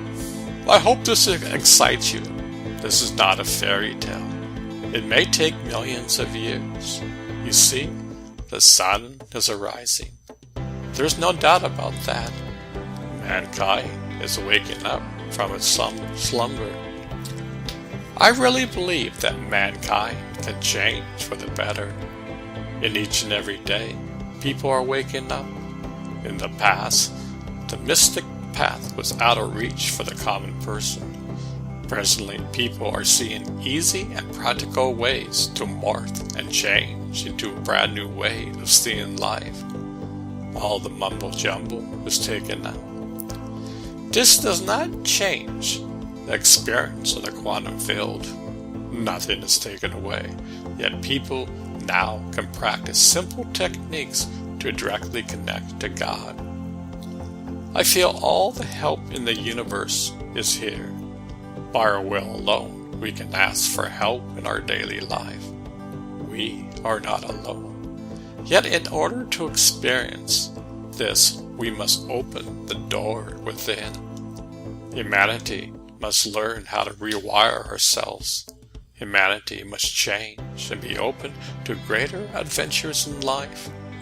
We are seeing where man's present state of mind is and the consequences that occurs. Just look at the politics today.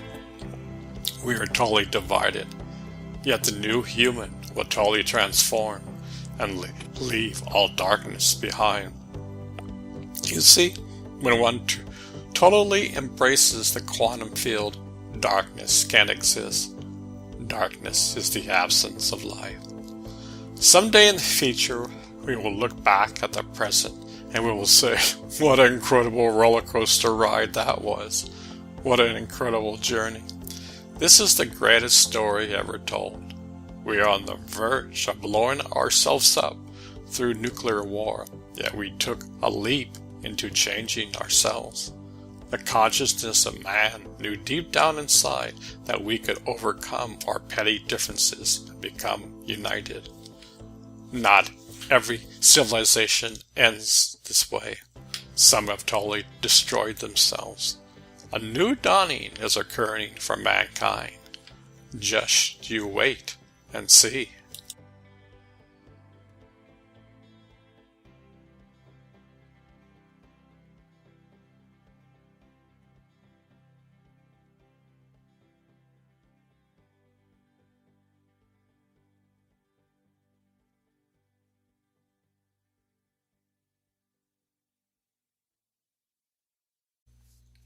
You are closer than you think.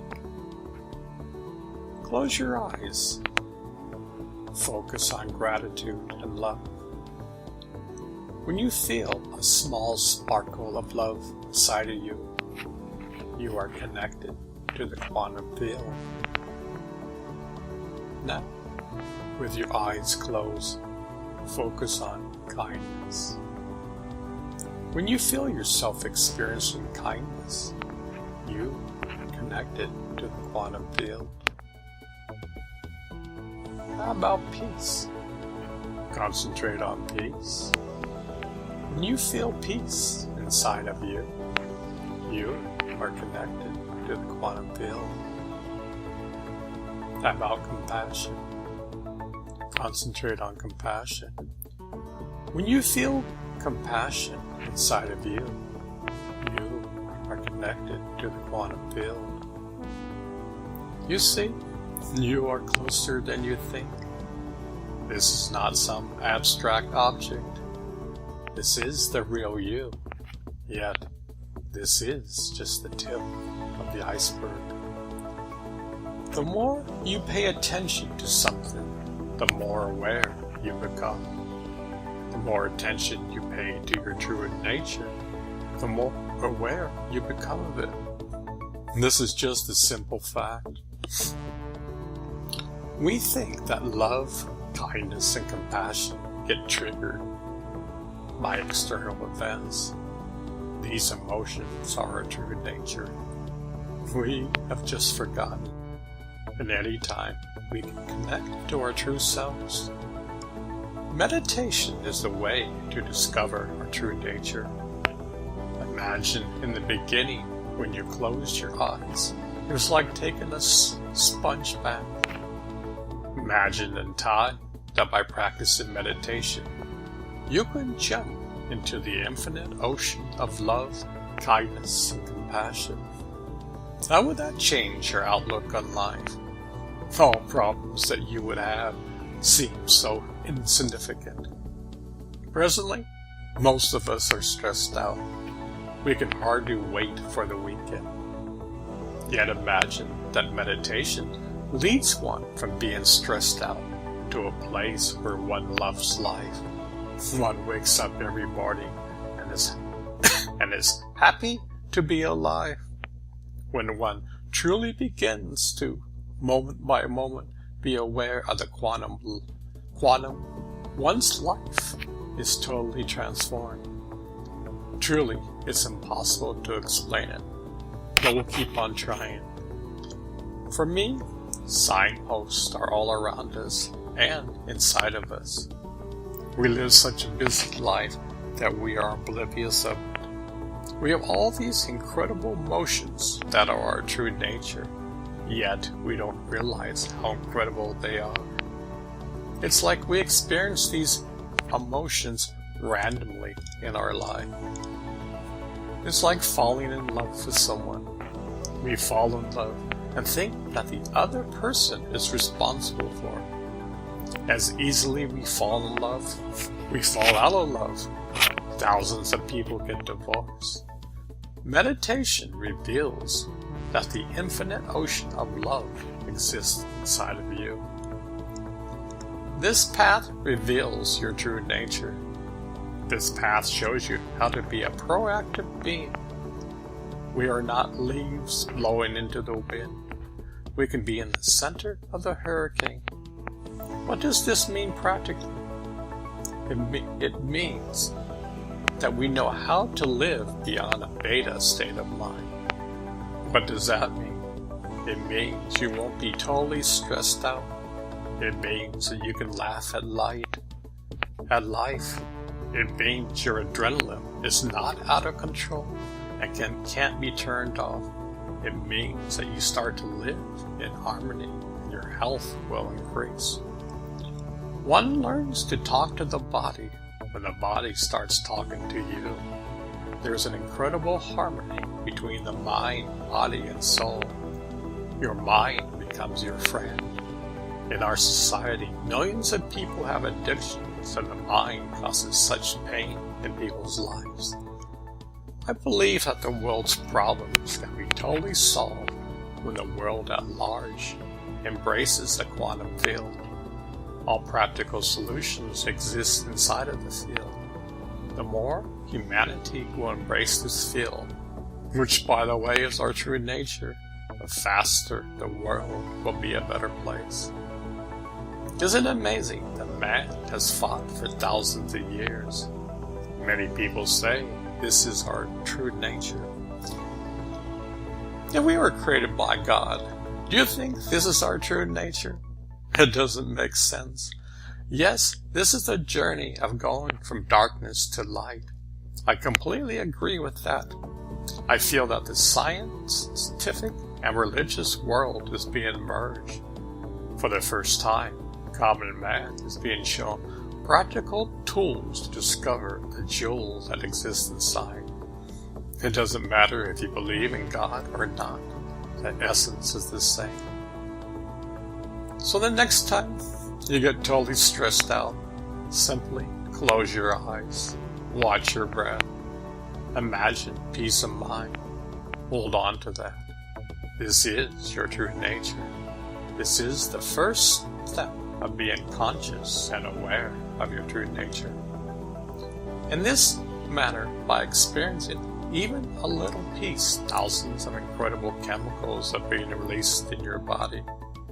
Remember, each and every thought you have, either positive or destructive chemicals are being released into your body.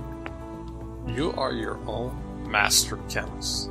You are in total charge of where you're going in life. We were never taught this in school. It's so obvious, and science has proven that thoughts create chemicals which create emotions. You can't separate the mind from the body. I don't know about you, but I'm completely fascinated by this. I've been meditating for around 48 years, and I'm still a youngster learning about the mysteries of life. I am completely blown away.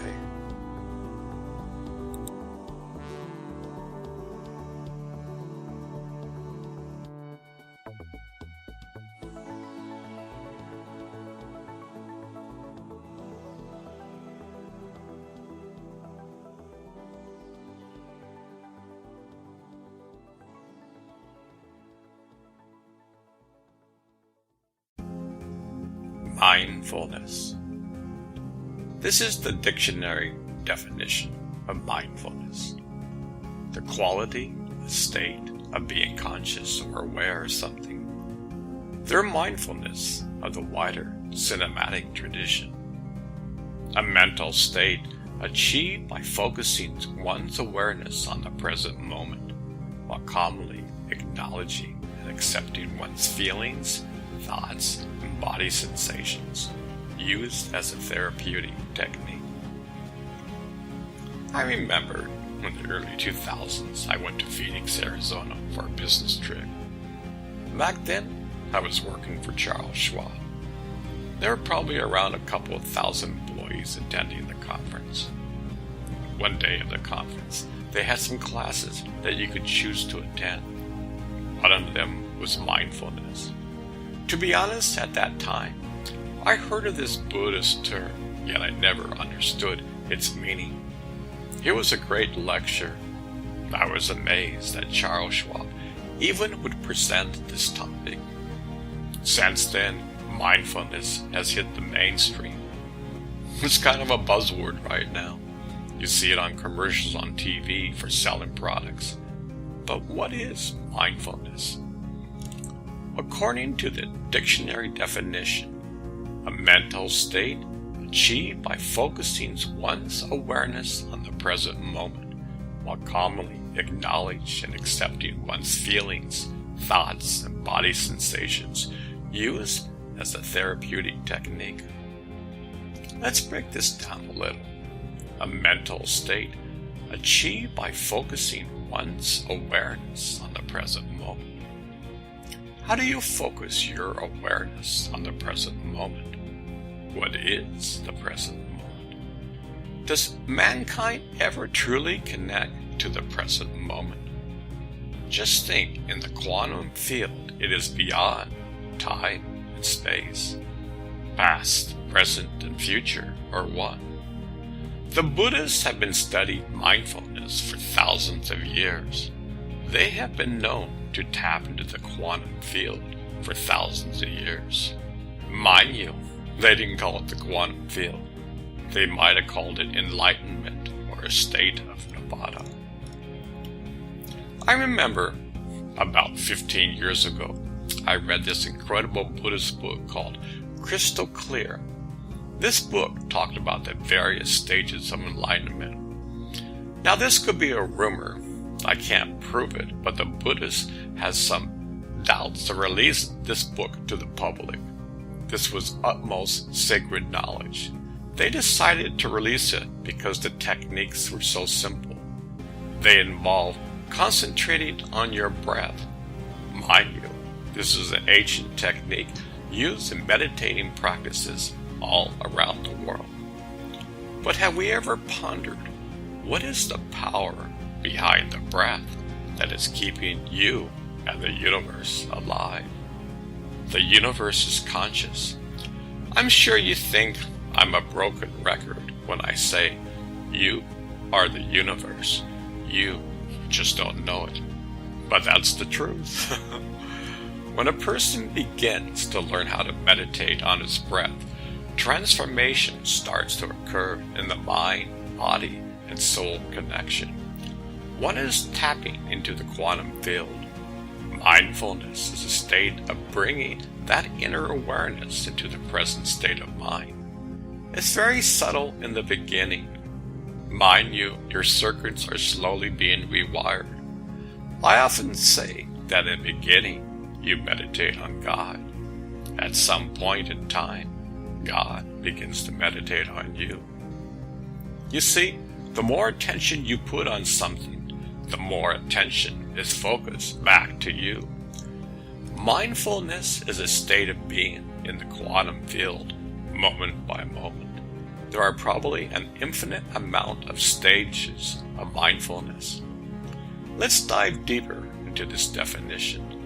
A mental state achieved by focusing one's awareness on the present moment while calmly acknowledging and accepting one's feelings, thoughts, and body sensations, used as a therapeutic technique. Meditation is a stepping stone to calmly acknowledge and accepting one's feelings, thoughts, and body sensations. This is where we can truly rewire the body and mind. When one is directly connected to the quantum field, one's emotions are of bliss, love, kindness, compassion, and gratitude. There are probably an infinite amount of positive emotions which we aren't even aware of. Just think, in this state, thousands of positive chemicals are being released into your body. Moment by moment in meditation, one has the opportunity to rewire our mind-body connections to be in harmony with the quantum field. Every person on Earth is hardwired for this.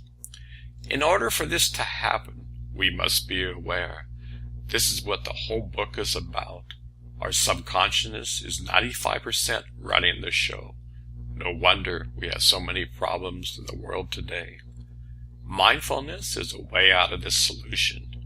You could say a being like the Christ or Buddha learned how to be in perfect harmony with the quantum field. Yes, they didn't call it that back then. They used different terminology. The essence is the same. This is just the tip of the iceberg on this discussion. Ponder this over.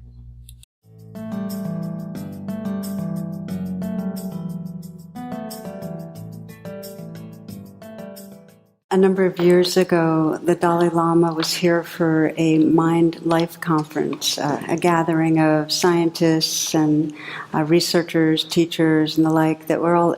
This is really when the beginning of affirming some of the benefits of meditation was really taking root. And at one point, he was interviewed by Network News because his latest book on happiness had come out, and the question they asked him was, well, what was the happiest moment of your life?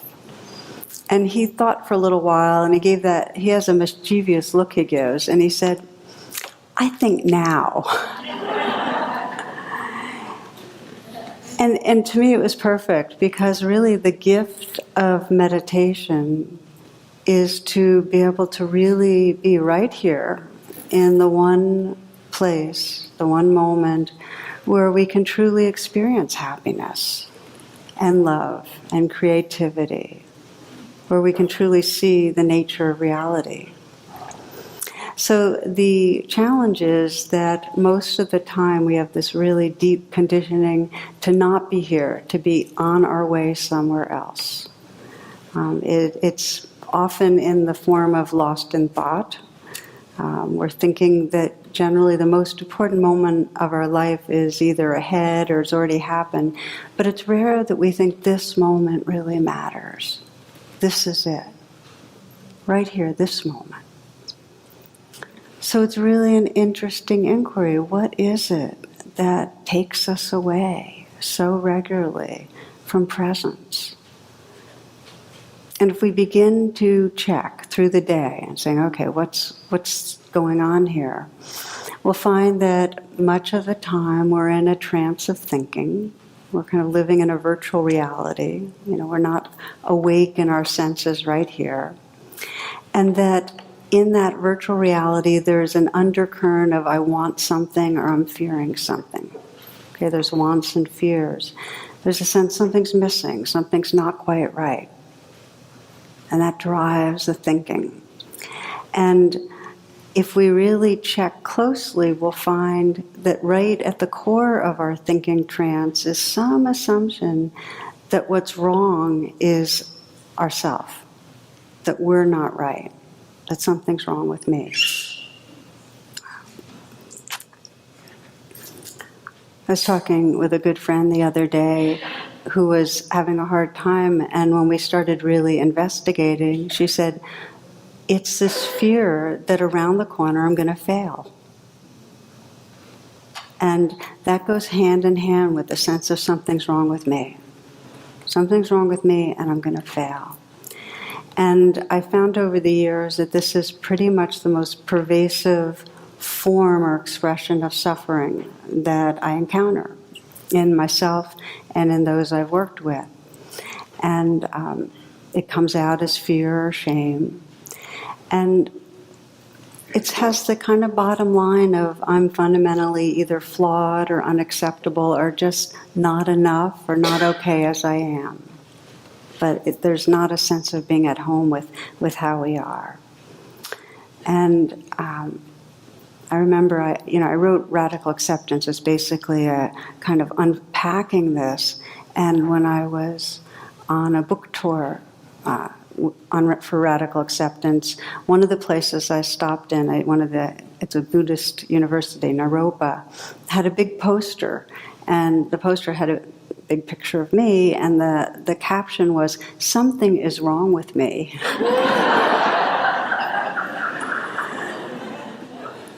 But we know it. It's so in our culture. I saw a little cartoon with the guy at his self-esteem, talking about self-esteem, and he's writing in his diary, and he's saying, "Dear diary, I'm sorry to bother you again."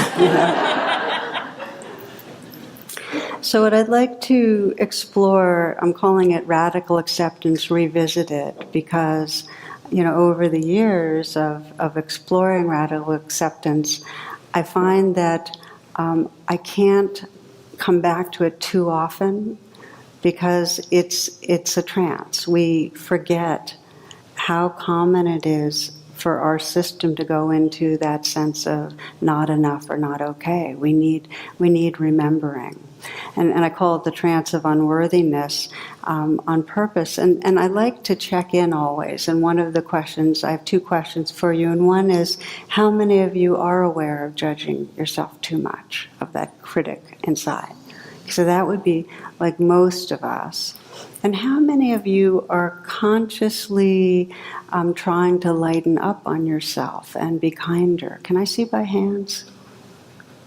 It's almost as many. Thank you.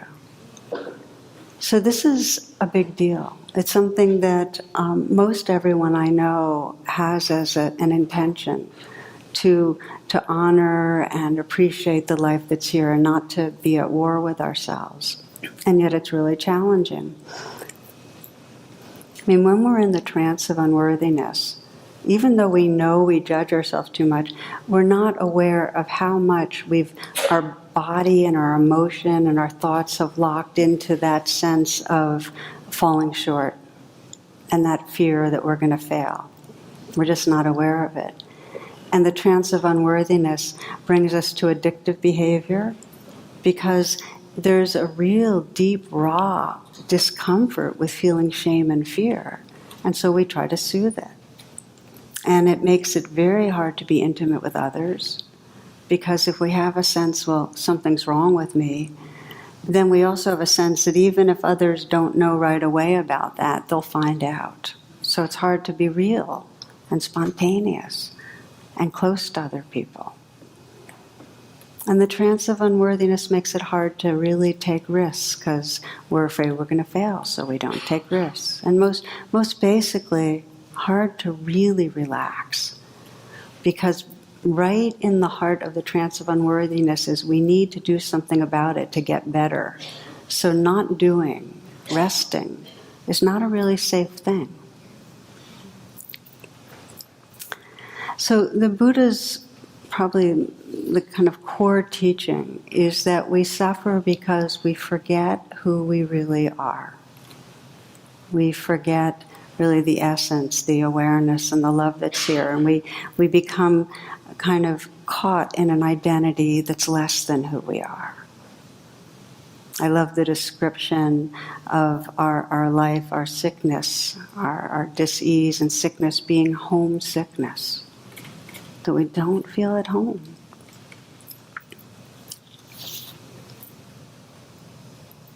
I remember when my son was in the Washington Waldorf School, one of the stories circulating was about a art class, and the students were sitting at tables in fours, and the teacher was circulating, looking at what the children were doing. And one little girl was really diligent. She was really industrious and really immersed in her work. And so the teacher stood behind her and finally asked, "Well, hon, what are you drawing?" And the little girl said, "I'm drawing God." And the teacher, well, no one knows what God looks like. And without skipping a beat, without even looking up, she said, "They will in a moment." So I think one of our big questions is, how do we leave home? And just to look at that, how do we come to this place where we believe in a not okay self and we're not at home in ourselves? And a hint is from the poet, now deceased, John O'Donohue, poet and philosopher and mystic. And he says, we're so busy managing our life so as to cover over this great mystery that we're involved in. We're so busy managing, controlling things, trying to avoid failure, trying to be the person we should be, staying busy, that we cover over the mystery, the beauty and the goodness of this life. And we don't see who we are, and we don't see others.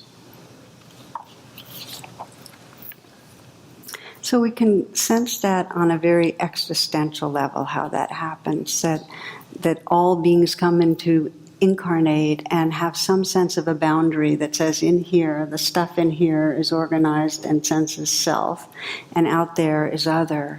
And when there's any sense of separation, the primal mood of the separate self is fear. So right away then we have the organism has to control and manage to make sure it's not invaded or hurt or in some way destroyed, and has to try to grasp to try to get what it needs.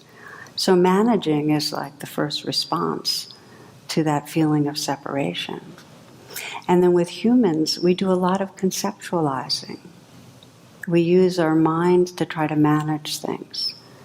Our minds to plan, and our minds to worry and anticipate, and our minds end up creating a story about who we are and how we need to be and what's wrong, and that locks in. So again, we're managing.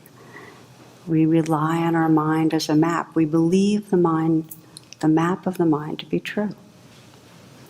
And then the sense of unworthiness gets dramatically amplified depending on the culture we're in. Okay, so we already feel separate, and we're already trying to manage things, and we're already forgetting our basic spirit, kind of hitched to a small story of self. But then the actual toxicity of that story, how contracted it is, how bad we feel about ourselves, really has a lot to do with the culture we're in.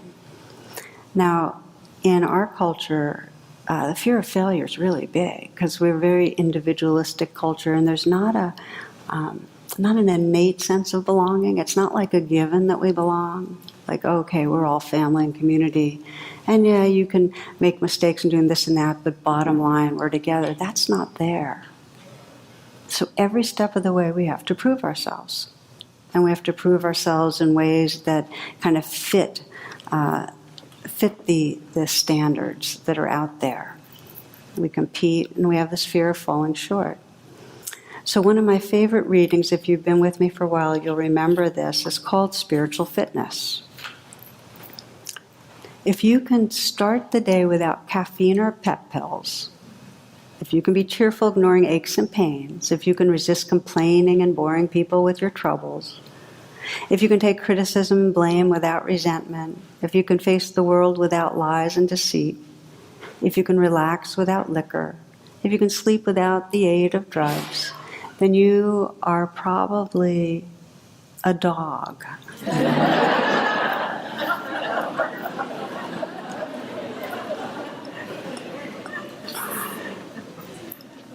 So we have these standards. Each one of us has them, and they're basically installed by the culture we're in.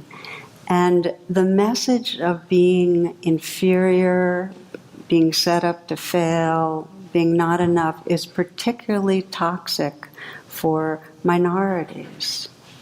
So consider in this country, consider in the United States our history, that for the African American, that message of you're less than started right off the bat with slavery, was continued through with Jim Crow, continued through with restrictive housing and inferior education, continued through to today with the treatment by police. Now, what message does that give?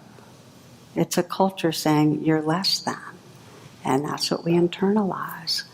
And so for different degrees, for different, those that don't fit the dominant culture standards, there is a accentuated sense of not enough. We have these standards. Do you fit them in terms of financial success, in terms of the way you look, your body shape, your physical capacity, your gender orientation, your sexual orientation? I mean, for many of us, it's yes, yes, well, no, yes, yes, no. And then where the no's are, deep suffering. So then it gets carried on, this sense of the messages that start having us feeling not enough through our families. And that's the domain of most psychotherapy. And that's where the messages are, here's how you need to be to feel our respect and love. And parents, to different degrees, were conditional in their love and understanding just because they were treated in that way and they're afraid that we won't succeed, so this is the messages they give us. One story of a little girl who was doing art, and she figured out that if you put together yellow and blue, it makes green, little Melissa. And her mom said, oh, you should show your daddy when he comes home. So her father kind of comes in the house, and he's a Wall Street guy, and he's on his phone, and he's continued business right through as he walks through the door, and she starts tugging on him and saying, Daddy, Daddy, look. And he's just walking around the house with his cell phone, and she's kind of tugging on him, and he gets all the way into his office, and she's still kind of trying to show him, and so finally he says, Melissa, what are you doing down there? And she says, Daddy, I live down here.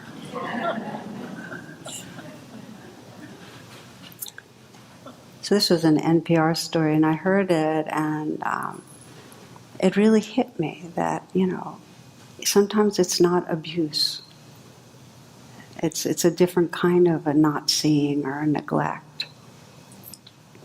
So we have these standards, each of us, and we go around with they're internalized, and we're always comparing against that standard, and to the degree there's a gap, that gap brings up that feeling of I'm not enough, and I'm going to fail, and it's around the corner. So the core wound, of course, is severed belonging, that if I'm not enough and if I fail, I won't belong anymore. So then we have to, as we grow up, and I call this developing a spacesuit self, because that's harsh, and there's a feeling of there's a lot to lose for not belonging. So we have to develop ways to manage ourselves, remember managing, so that we can be the person that will be loved and respected. So we all take on strategies, our spacesuit strategies, to be loved and accepted. And we have different ones, but there are ways to compensate for that not enough feeling. And I won't spend a lot of time on them. I talk a lot about them, but you probably know yours. You probably know the ways you try to go about getting other people to pay attention, or to love you, or to respect you, and to get your own feeling of being good. I mean, for many of us, it's in some way striving and accomplishing and proving ourselves. For some, there's just a habitual busyness. Just to stay busy makes us feel more like at least we're on our way somewhere. Then there's the addictive behaviors to kind of numb out the feelings. And then for many, it's just looking good. It's like presenting a good self. One of the stories I like is of a young man who worked in a supermarket, and an older gentleman comes over and asks to buy half a head of lettuce, and the young man says, "I don't think we do that, but I'll go check." So he goes to the back room, and he asks his manager, he says, "Yes, this jerk back there wants to buy a half a head of lettuce," and then he realizes the guy's just standing there right behind him, and he goes, "And this fine gentleman has offered to buy the other half," you know. A little bit later in the day, the manager comes up and says, "You know, I like a young man who can think on his feet." He says, "Where do you come from, son?" And the young guy says, "Well, I come from Canada." And he says, "Oh, well, what brought you here?" And he says, "Oh, Canada, all there are whores and hockey players." At which point the man stiffened. He said, "My wife comes from Canada." And the young man said, "Oh, what team does she play for?"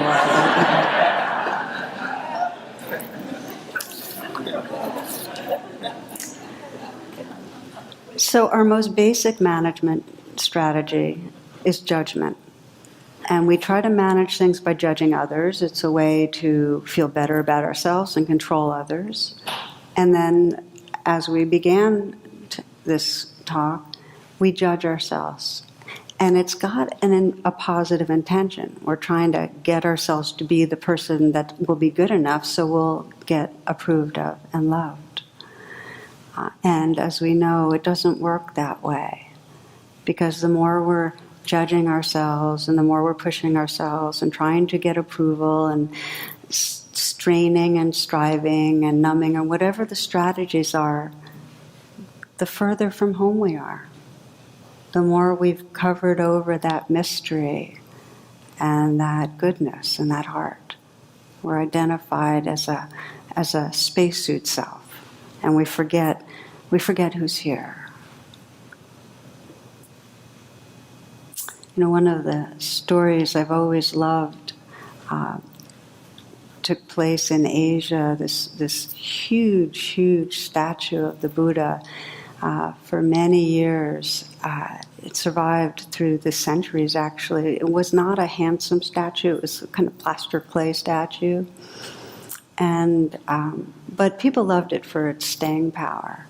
And then one year, this happened about 12 years ago, there was a really long dry period, and a crack appeared in the statue.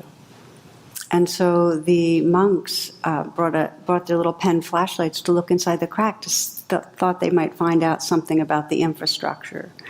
And what happened was when they shined the light in, what shined out was a flash of gold.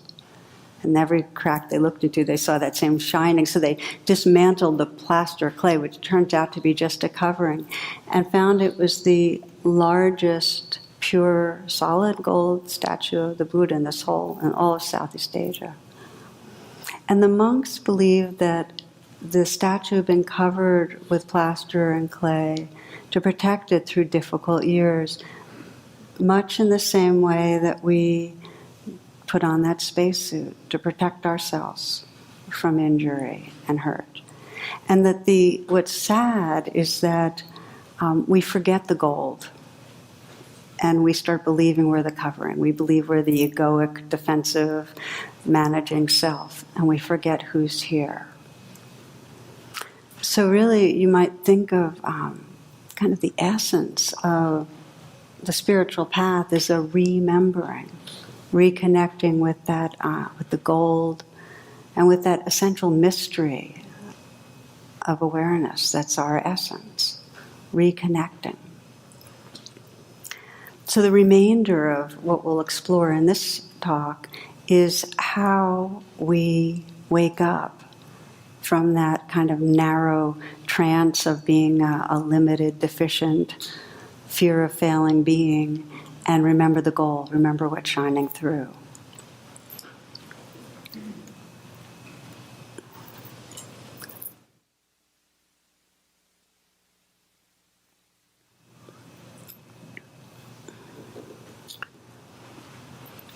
The practice of meditation, or coming into presence, is described as having two wings.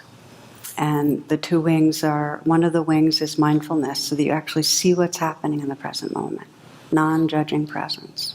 And the other wing you might think of as heartfulness, or whatever is seen is held with tenderness, with compassion.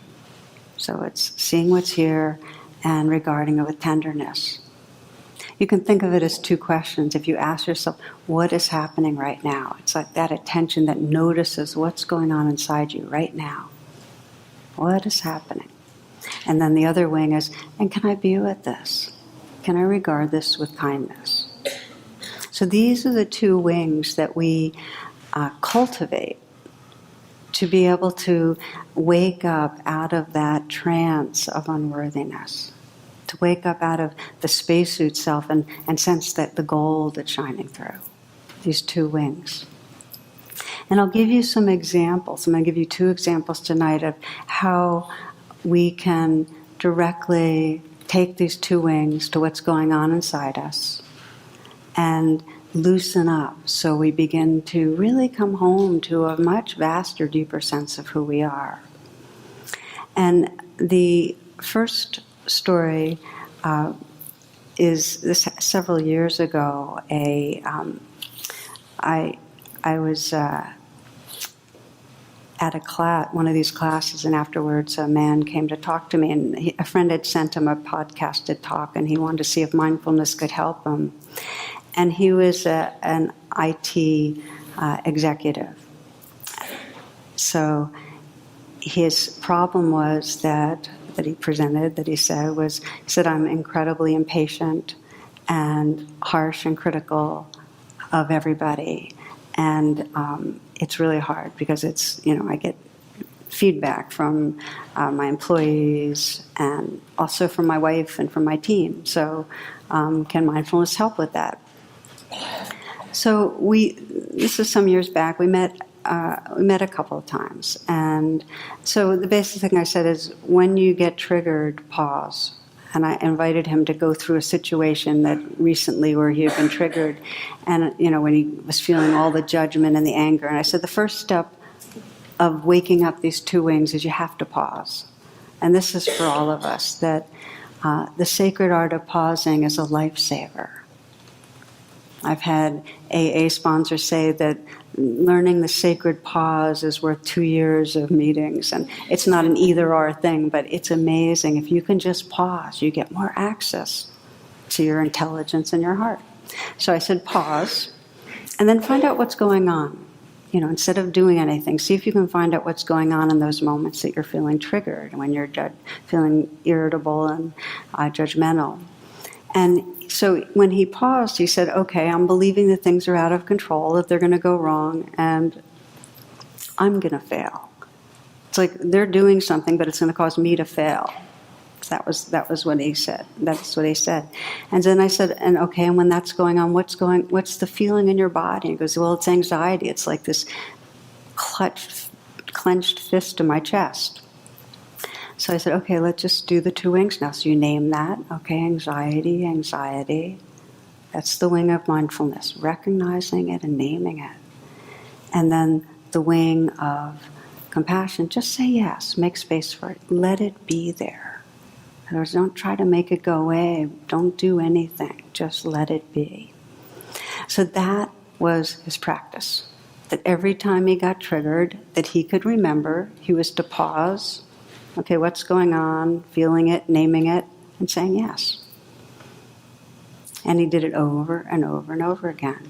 He'd feel that rising irritation, he'd pause, he'd breathe, he'd name it, he'd say yes, and then sometimes he would say something that was harsh and judgmental, and sometimes he wouldn't. But he had a little more space, and with time, more and more space, which is, by the way, a very realistic way this practice happens. It's not like right away you unfold the two wings and, the trance dissolves and your crystal rainbows of light and, compassionate and the beloved, in form. It takes time, but it was happening. And some months later he described an experience that he said was what made him commit to practice ongoingly. And he had a meeting with the project manager, and the project manager admitted that the team was behind schedule on a major project, one that was really, really important to this guy. And that the project manager also admitted that he had personally let some things fall through the cracks. So this is exactly the setup. Like, he felt the irritation rising, and internally he was saying, okay, angry, okay, anxious, okay, yes, be with it, feel it. And he didn't blow up. And he just got more there, and then they began to strategize on how to deal with things. And the manager was about to walk out the room, and then he came back to his desk and he said, I didn't plan on saying this, but I wanted to let you know. A few weeks ago, my wife was diagnosed with stage 4 breast cancer. And I have 2 teens, and it's a tough time. And the 2 men hugged. And he left the room, the project manager left the room, and the guy I was working with said that he had tears, and it was for this man, but also that he might have missed that moment. Do you know what I mean? If he had gone through his normal chain reaction, but learning to pause and bring these 2 wings to life gave him a moment of human contact that was precious.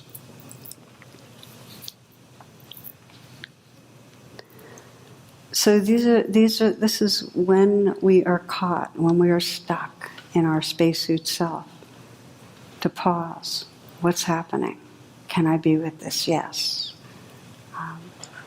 Let's pause right now. I'd just like to give you a chance to check inside for a few moments.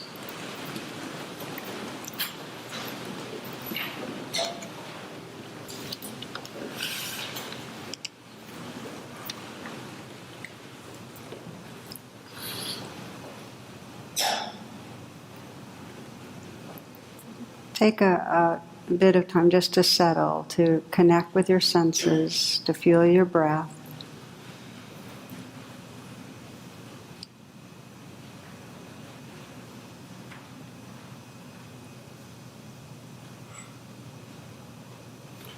We'll just do a very short and simple exploration of these 2 wings.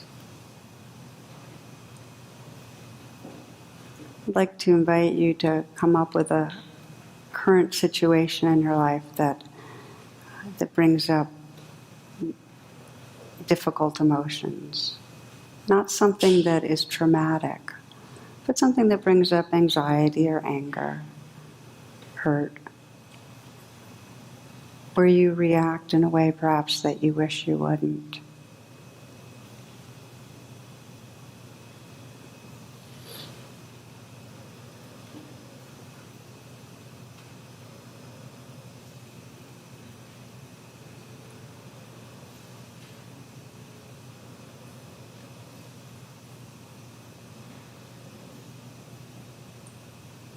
And let yourself go right to the part of that situation. Bring to mind, visualize it and see it and move through it to right where you go into reactivity. and sense what emotions are coming up in you. Like for this man, it was a clutch of anxiety in his chest.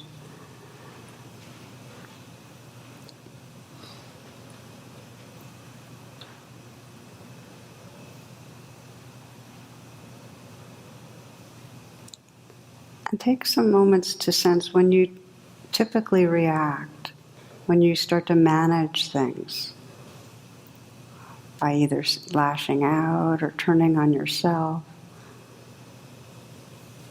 withdrawing, whatever you do, just sense how that feels. And you might even mentally use the word no. Managing is a way of saying no to what's happening right now. No, I don't like this. No, I want you to be different. I want to be different. Just notice what happens when you're saying no, when you're trying to manage things, trying to take control, resisting.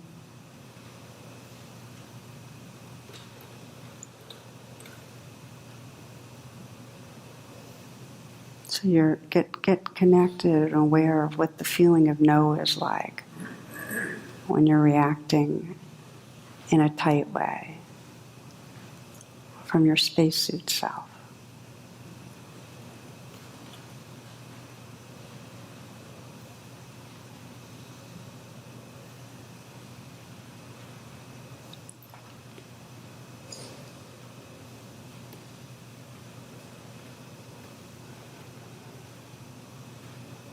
Sense how it is in your body, your heart.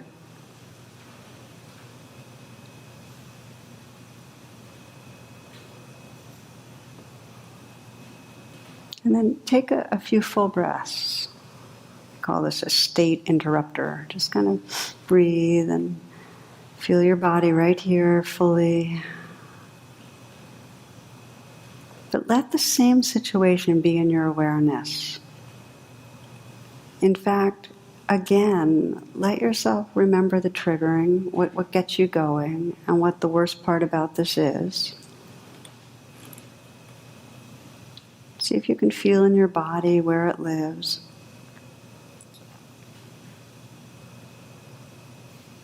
But this time, just name and say yes. Okay, fear, yes, let it be. Anger, yes, just let it be. Hurt, yes, let it be.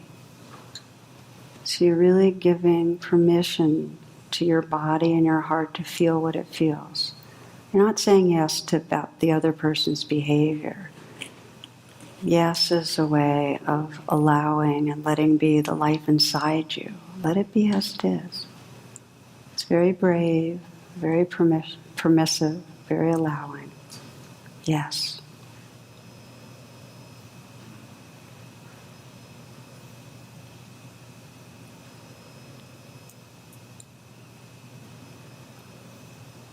In fact, no matter what's happening inside you right now, pleasantness or unpleasantness, tired, numb, dull, anxious, see what happens when you say yes, when you just give it permission to be as it is.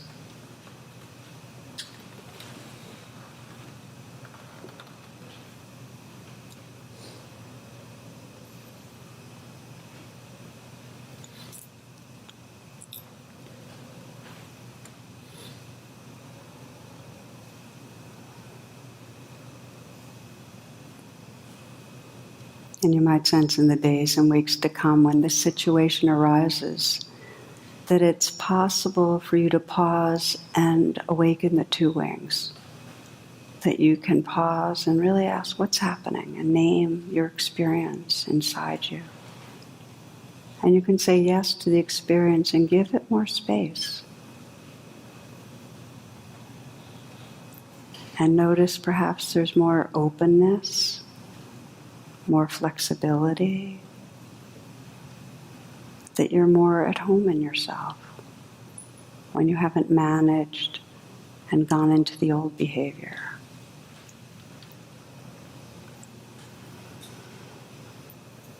Okay, so as you're ready, open your eyes, or if you'd like to sit with your eyes closed, that's fine. I'm going to make a few comments. Sometimes when we do this and we get in touch with something, an emotional tangle that's difficult, and we name it, and we're saying no to it, we're managing, it actually feels better because we're kind of keeping on top of things and we feel a sense of our own power and like we're in charge. Even though over time that no ends up giving a sense of tightness. What most people find is that no is tight and yes has more openness. How many of you notice that? Okay. So ultimately, we want to be able to say yes to our inner experience. Because unless we open the windows and doors and let the winds and light move through our being, we're not going to feel free. But sometimes when things are too much, we need to say no and temporarily be able to manage them. So it's not like yes is good and no is bad. It's just knowing the direction you're going is to increasingly have a capacity to name what's there and allow it. Say yes. And again, I want to say that often people do this practice and say, am I supposed to be saying yes to that person who's abusing me? No. You can say yes to your inner anguish, hurt, anger, fear, and do anything you need to create the boundaries you have to do. But this is for the freedom of your own heart and the healing of your own heart, that you learn to recognize and allow your inner life. Now, a big challenge for saying yes is when we feel like we're bad.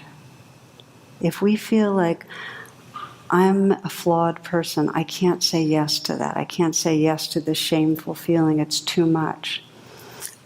It gets very, very difficult. When we're at war with ourselves, it's sometimes difficult to bring that second wing of allowing alive. So I want to spend probably most of the remainder of this talk on how do we bring the two wings to our experience when we've totally turned on ourselves or totally at war with ourselves, okay? Now, I remember one yoga teacher who used to say, put your right arm over your left and hug yourself. And then she said, now put your left arm over your right and hug your evil twin. So part of this practice of radical acceptance revisited is knowing that whatever arises, whatever we can't embrace with love imprisons us, no matter what it is. If we're at war with it, we stay in prison. But I often have encountered, it's been now, since Radical Seven, like about 13 years since it's come out, the biggest fear I encounter is if I try to embrace myself, if I try to bring this wing of allowing and compassion to myself, I'll never get better. I'll never be a better person. In fact, it's indulgent. I'll only become more of that person I don't like. That's the fear of radical acceptance. How many of you can relate to that? That if I start loving myself unconditionally, I'll get worse. Can I see? I mean, it's really natural. We wouldn't stay so hard on ourselves if we didn't think it worked. Okay?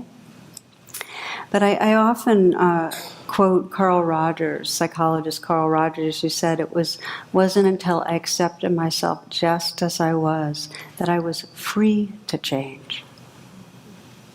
That in other words, that this acceptance, this recognizing what's going on inside us, and this deep unconditional tenderness is the prerequisite to change. Okay? So I'll give you a story, because I think the deal is that when we bring these two wings to, naming it and saying yes, the yes, sometimes we need to infuse the yes with a profound sense of compassion. So let's look at that one, on how that can happen. And this is a story, a minister that I was working with some years back was in a real impasse in his marriage. And his wife was so dissatisfied that she said, if we can't work this out, I don't know if I can stay with this. So it was a very rocky time when he talked to me. And basically she wanted him to be more intimate, more vulnerable, not so spiritually detached. She wanted him to be able to say, I love you, and look her in the eyes. And he was very blocked, and whenever she would ask for something, that would make it even harder for him to feel like he could be warm and friendly. And so he was very defended, but he knew she was right, that he was not able to be intimate. And so when we started working together and we sensed, okay, feel the defendedness and the block, underneath it was a huge sense of deficiency as a human being, and a very harsh critic. And he felt like an imposter. And I found that many, many high-achieving, very successful people feel like imposters, feel like they can look really, really good and achieve everything in the world, and still deep down there's a sense of, I can't believe people are taken in by this, So he felt a sense of his own hypocrisy, because he preached about love, and he preached about human love and spiritual love, but he didn't feel like he embodied it. He felt like he had been ambitious in his process in the ministry, and he was very controlling, and he felt his ego got in the way a lot, and that he could look good and he could comfort people as a spiritual advisor even, but he couldn't be close with people. So his inner critic was basically saying, you don't deserve the position you're in, and you don't even deserve your marriage. So he got in touch with a really deep sense of shame and aversion. And when he started exploring the two wings, and really sensing into the sense of that place that was feeling. He would name it and feel it, and what did it most need? And what that place most needed, that really defective place, was to be forgiven. And he said, I need to feel like God sees me and knows I'm trying. And when he said that, that's when I felt like that was the ouch moment. I sometimes call it that. It was the moment when he really got his own suffering, that he was trying and he couldn't help it. Who knows the conditioning that led to him being closed off? But when he said that, I need to have God see that I can't help it, I'm trying, and forgive me. That was the moment that the second wing came alive, and that he could actually feel some tenderness towards himself. So in a way, his practice was this. He would get into that place of feeling stuck and incapable of being close, because he felt like he was just such a defective person. He couldn't bring that into a relationship. He'd see that, he'd feel his shame. And then the second wing of allowing compassion was, please forgive me. And then it kind of went like this, a sense of forgiving himself. Now, as I described with the other story, with the IT executive, this was over and over again a practice, that every time he'd get triggered and so on, that he could be by himself in practice. He would feel his sense of deficiency and his fear about being exposed, and he, in some way, the second wing was, please forgive me, and then kind of forgiven, over and over again. And it took him a number of months, but he shared that his wife, he said with his wife, for the first time in 26 years, he said, we're feeling each other's hearts. So again, I'm sharing this because this is a shift in identity. He went from being caught, and this is the spacesuit self, and the deficient self, and the critical judge self, to a place of just simple tenderness, of offering himself forgiveness and just feeling that tenderness of vulnerability. And this is the shift in identity that each one of us experiences every time we even get a taste of these two wings. if you stop and pause and just name what's going on and say yes, there's a little shift in identity. There's a little shift from the self that's stuck to that witnessing. Do you understand?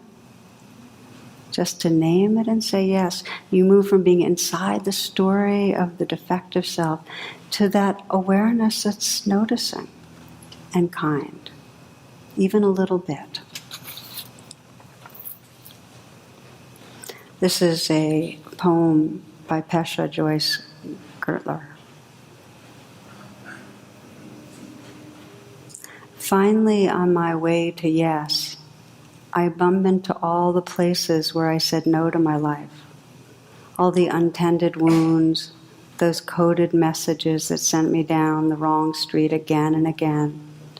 And I lift them one by one close to my heart, and I say, holy, holy. I lift them one by one close to my heart, and I say, holy, holy.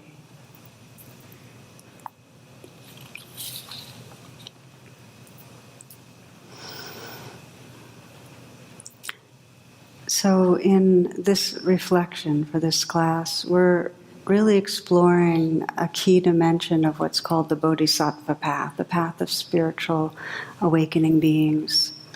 And the understanding is that the heart of the path is compassion, and the heart of compassion is compassion for ourselves. That we need to step out of this trance of something's wrong with me by recognizing it and responding to ourselves with kindness. Recognize it, saying yes to the moment.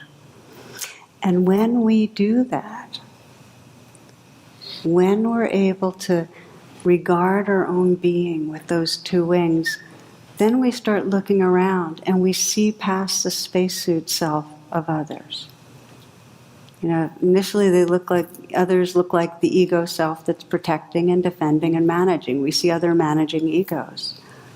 But when we've seen past that in ourselves and we've touched that tenderness and that openness, we look at others and we can see the vulnerability that's there, and we can see the mystery that's looking through those eyes of consciousness. And then we respond in a way that affirms we're together. We belong together. Our society needs us. Our society needs us to bring this healing to our inner life and each other. There's so much division. There's so much hostility, mistrust. There's so much disconnection from the earth and from each other that every time we bring the two wings to our own inner life and start connecting, we're more able in the field to look at another person and say, we belong together. We're in this together. Okay, so we'll close tonight in a simple way. Just take a moment to check in one more time.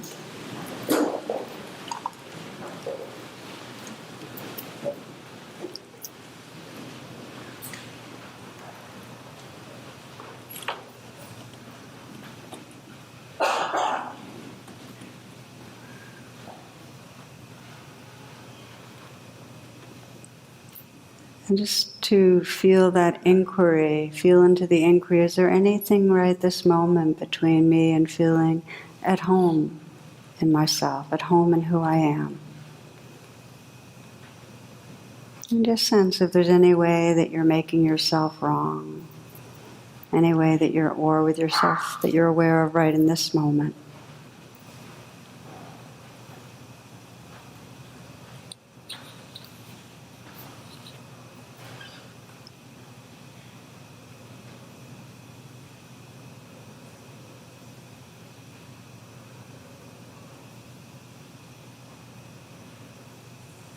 And as you scan, if you find some place that you're holding some harsh judgment against yourself, that you feel unforgiving, that you're not able to accept something about yourself, take some moments to just to note that with this wing of recognition. Okay, at war, judging. feeling deficient, ashamed.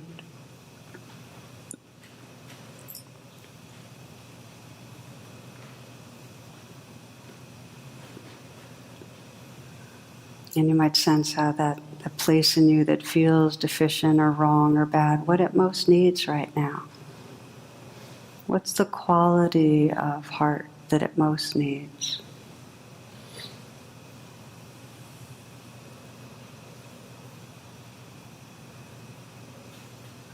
I invite you to bring your hand to your heart if you feel open to that and just communicate inward. It could be simply the word yes.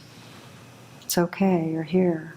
Just to allow the feelings to be there. Or it may be the communication of it's okay, sweetheart, something I use a lot, or I'm sorry and I love you. Can be the word forgiven, forgiven. This is the second wing, the wing of compassion.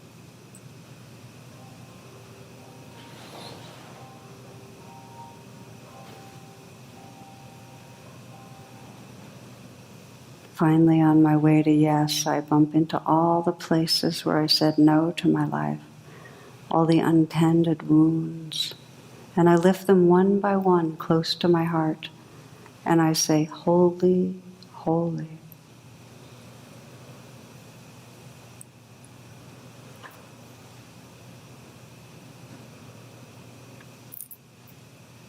Widening the field and bringing to mind someone in your life that can use your healing attention. Someone that you know is struggling themselves with feeling deficient, unworthy.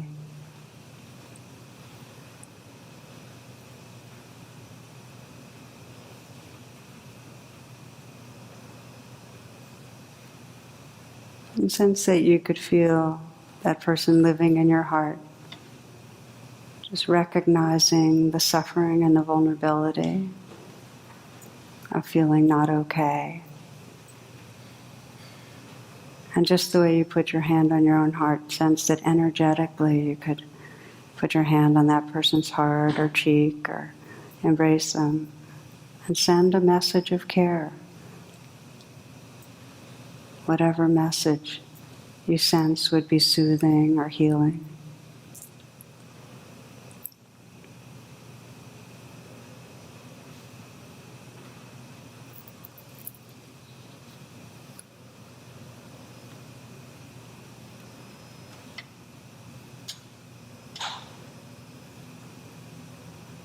And sensing the heart space that's here that can hold all beings. This heart space of wakefulness and tenderness. May all beings everywhere recognize their deepest essence as loving presence. May all beings trust this essence and live from it. May all beings everywhere touch great and natural peace. May there be peace on earth. May there be peace on earth. May there be peace everywhere. May all beings awaken and be free. Namaste and thank you.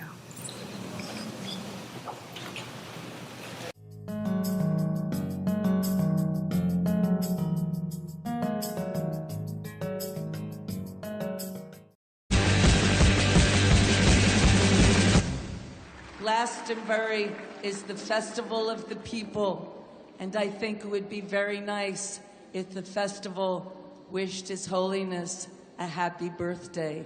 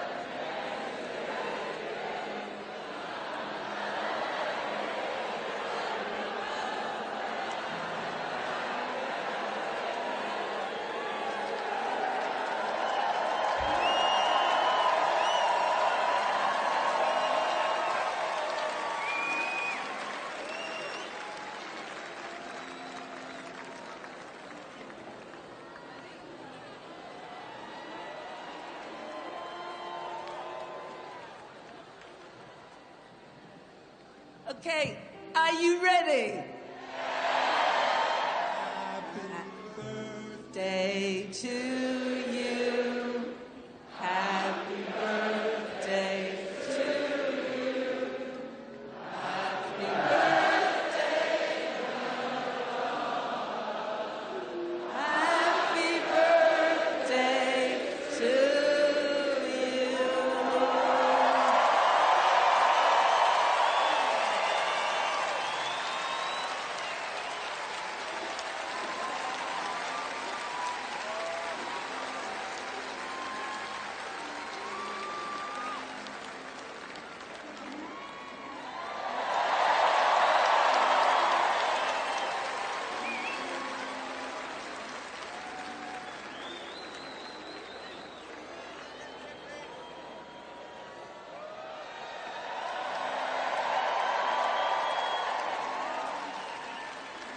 Come on, people!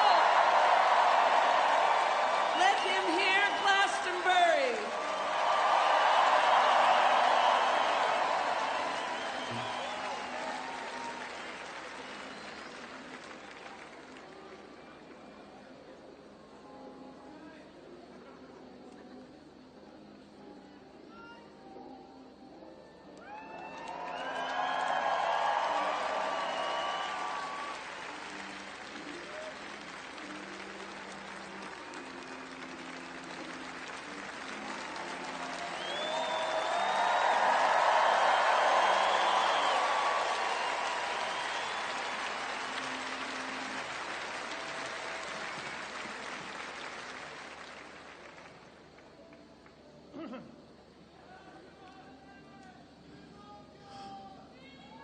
Thank you, thank you.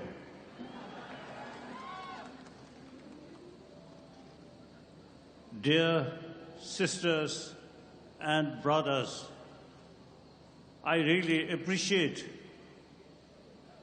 so many people's expression of warm feeling. I very much appreciate. I dedicate my body, speech and mind, well-being of other as my main daily practice. So when people showing real sort of warm feeling, that gives me more sort of enthusiasm. So I very much appreciate. Then also, you see, those singers, musicians, most of you white hair. You see, so this, when I look the hair, quite white, but their sort of voice and the physical sort of action looks very youthful, very forceful.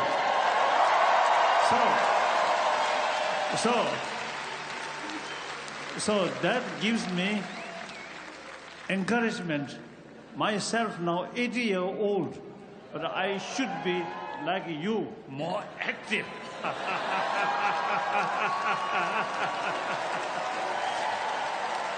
Yes, but your voice is stronger than mine today.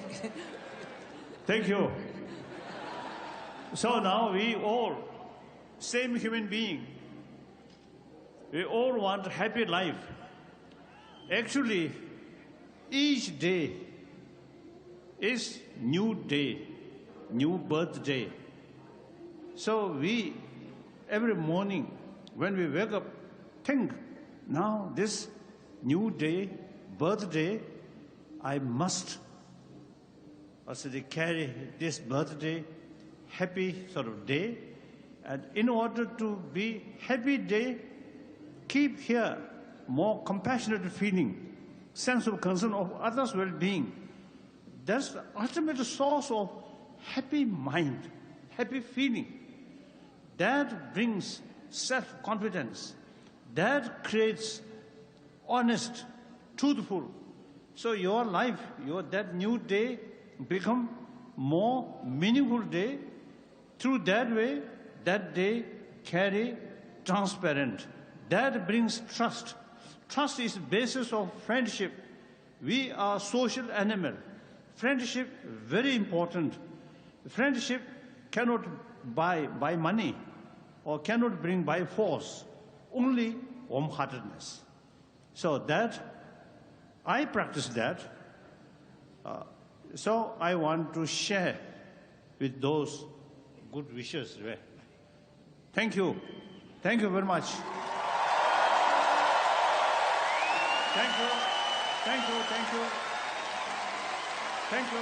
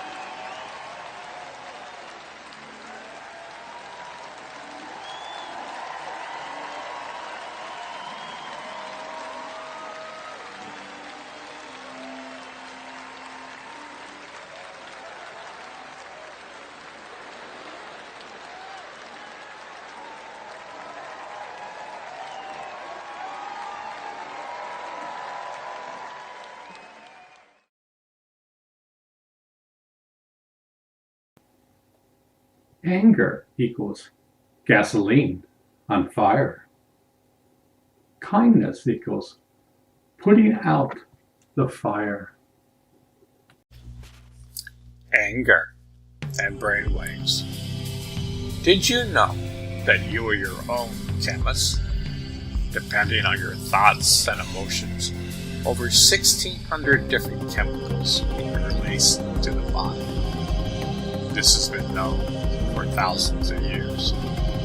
For example, the Buddha said this many moons ago, when you are angry, you are drinking your own poison. It's so easy to get angry. Just turn on the news. So many people are living in high beta states that the cortisol levels are constantly being released. This means the human body is in a fight or flight response. Usually, this only happens when danger is all around. Yet in our society today, we have so much stress that this is a common state of mind. I can imagine that each football play contains a high beta state of mind. What do? So we carry that anger from the football field to our everyday life. Is this a normal state of mind? Did you know in the fight or flight response, the body can't heal itself? It shuts down the immune system and all energies focus on saving their life. Yet for most people, the danger isn't real. In the power of your mind and emotions, you create your own high beta state of mind. Just think, we play the same tapes over and over again. Our subconscious is in control around 95% of our actions, while only 5% is conscious. Most of humanity is driven from the past. We are reactive beings. Look, we were never taught this in school. In the past 25 years or so, scientists are studying how to reprogram the subconscious. They're learning how to change the hardware and internal software. People are learning how to rewire.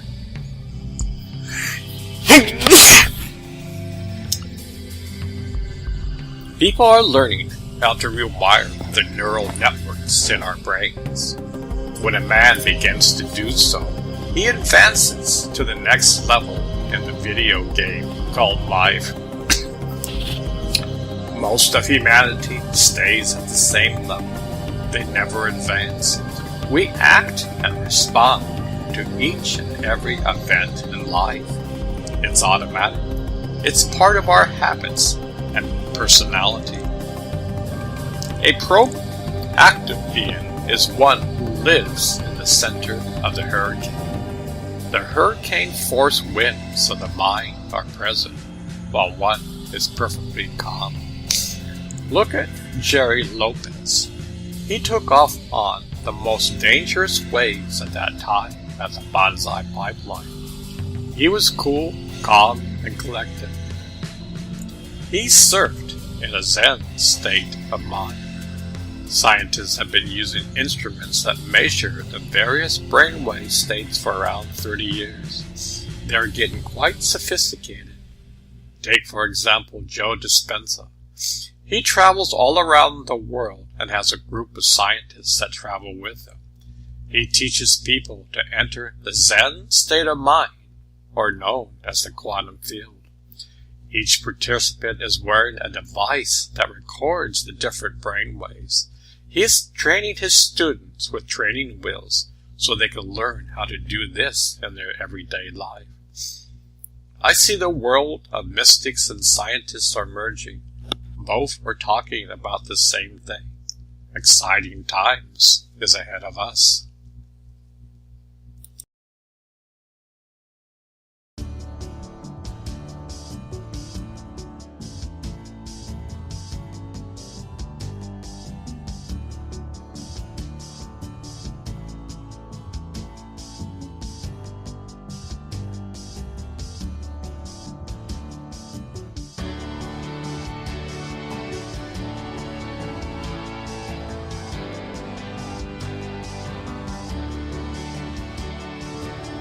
Intro. This book is all about the ability of mankind to transform. The definition of transform is as follows: to change in composition or structure, to change the outward form or appearance of, to change in character or condition, to cause a cell to undergo genetic transformation. I call this present era the revolution of man. Mankind is slowly waking up from its slumber. So much interesting wisdom is being brought forth from the past and present. Currently, I've been fascinated by Buddhist wisdom. Buddha, in my eyes, was the best psychologist ever. Mind you, he didn't call himself that. The term came centuries later, but Buddha understood the mind more than anyone else. This book will talk about the 51 mental factors. To transform, we must have a reference point to transform. The Buddhists have 51 mental factors to take a look at. I'm going to try to bring this wisdom down to simple and easy to understand. The Buddhists can be very intellectual. The wisdom is there. I love to make things super easy to understand. I may not get the entire theory, yet I get the wisdom behind it. I've been a software engineer for many moons. I have built many complicated systems. By building simple objects and combining them into a software program, it can become quite sophisticated. All of my software projects were built this way. Simplicity is the key. Come with me on this incredible journey. This is the ultimate video game. You have been playing this game for eons. The goal is to be conscious and aware.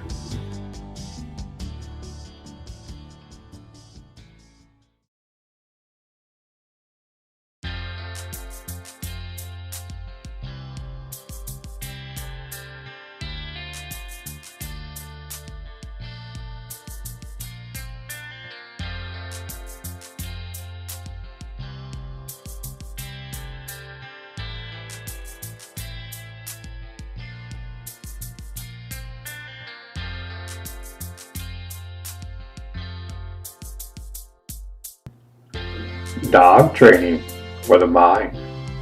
Well, we just transformed the title. During my morning meditation session, I got a message to change the book title to Dog training for the mind. I'm going to try to make this book as simple as possible. I'm trying to drop out all Tibetan names and just use simple English. I remember as a kid reading books like this, I needed a dictionary to decipher the meanings. Unfortunately, there were many terms in foreign languages. We all understand training a dog.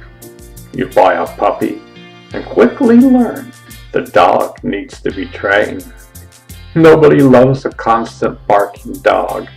The dog needs to be trained to do many things. So we train our dogs. Yet, for thousands of years, mankind has not trained its minds. Look at the world today. I wouldn't call this an example of a disciplined mind. Look at our politics today. Truth is fiction, and fiction is truth. This book talks about the 51 mental factors of the mind. We were never taught this in schools. The Buddhists have been studying this for well over 2,500 years. It's part of their culture. Yet, it's only since the mid-80s that Western scientists study happiness. Most of the mental health was talking about all the negative aspects of the mind. The more we understand the mind, the easier it is to train it. We see the results of an undisciplined mind. Our previous administration demonstrated quite well. Note, we're not talking about politics here. We're talking about the necessity to have a disciplined mind. Most wars have started this way. Our current world situation, being in chaos, stems from an undisciplined mind. I say over and over that the spiritual path is the most practical path. One learns to discipline the mind in all areas. Mankind lives like leaves blowing in the wind. One who has a disciplined mind lives in the center of the hurricane. Come, and let's learn about dog training for the mind.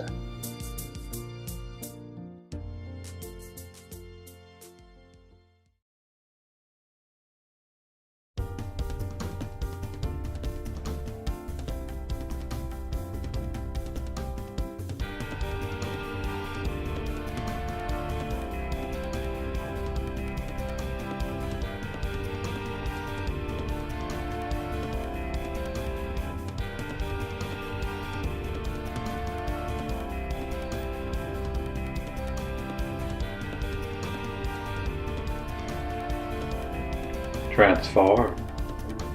The definition of transform is as follows: to change in composition or structure, to change the outward form or appearance of, to change in character or condition, to cause a cell to undergo genetic transformation. What if I told you that the wise men from the past talked about transforming themselves? This is the goal of human life. The great tools of transformation have always been there. Like any tool, if you don't use it, it will not benefit you in any shape, way, or form. Using a tool helps one to transform. We are all on the treadmill of life. The mystics decided a long time ago to get off the treadmill. By doing so, one discovers the jewel within. This path is the most practical path. One must have his feet on the ground and your head in heaven. Be conscious and aware is the key. The more conscious you are, the more practical you can be. In this video game of life, the purpose is to transform. Life gets bored playing at the same boring level. Currently, Humanity is playing at the same level for a long time now. Wars have never solved anything. They have caused extreme suffering on the land. Millions of innocent people have been killed due to man's war. War is one word I would love to delete from the human dictionary. It should be struck out. Yet, it's so easy to start a war. It doesn't take much. Just a person who has a pet peeve can start one. We are pulling out of Afghanistan after 20 years, yet utter chaos still exists. We leave the country worse off than it was 20 years ago. Each one of us can transform if we want. The only thing that is stopping us is our apathy.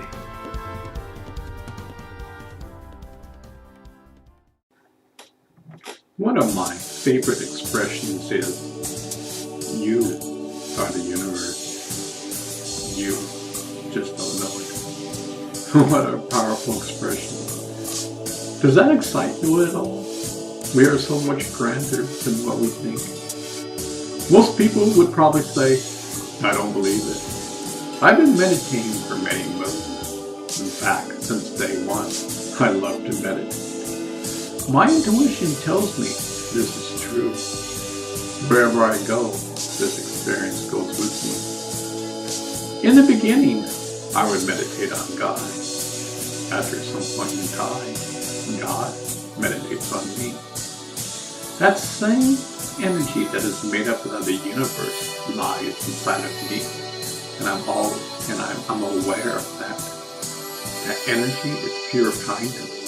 The energy is pure love and compassion. This energy is our true nature. You see, we don't die. We are eternal.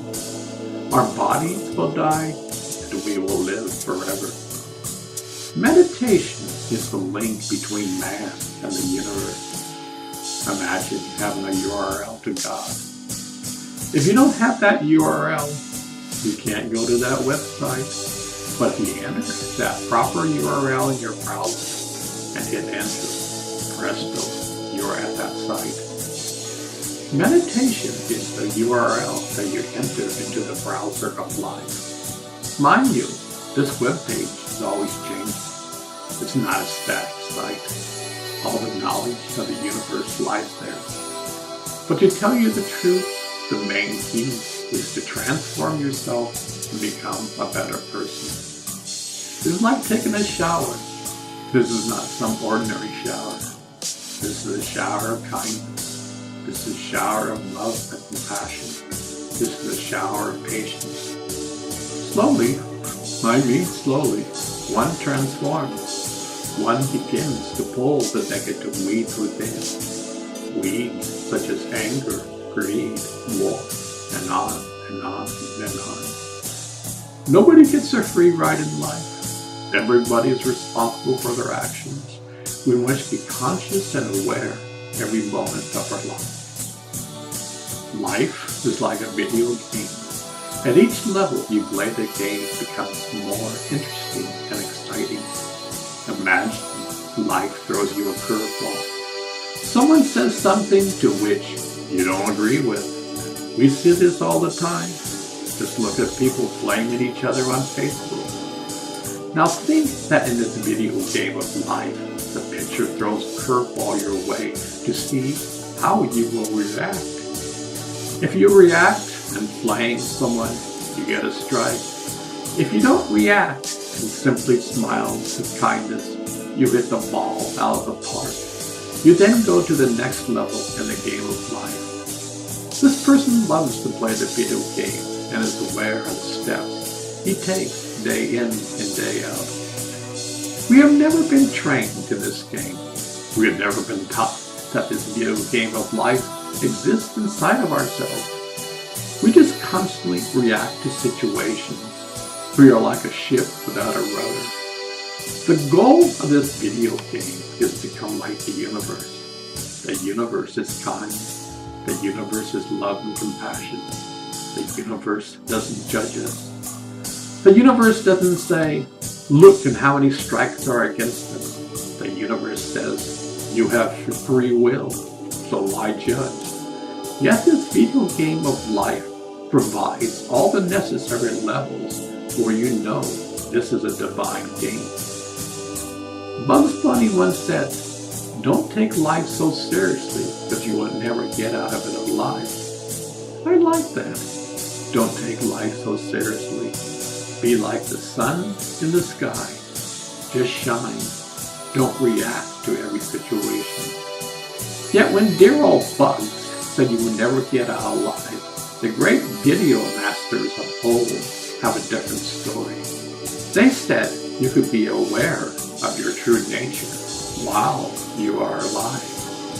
Big difference. Once, when I was young, I was scared to death of dying.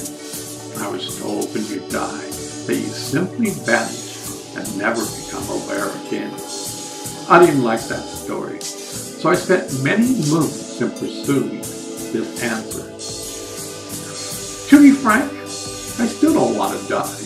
I love this place. Yet, in my experience, I'm bringing heaven down to earth. Heaven lies inside of us. It's not a place we go to.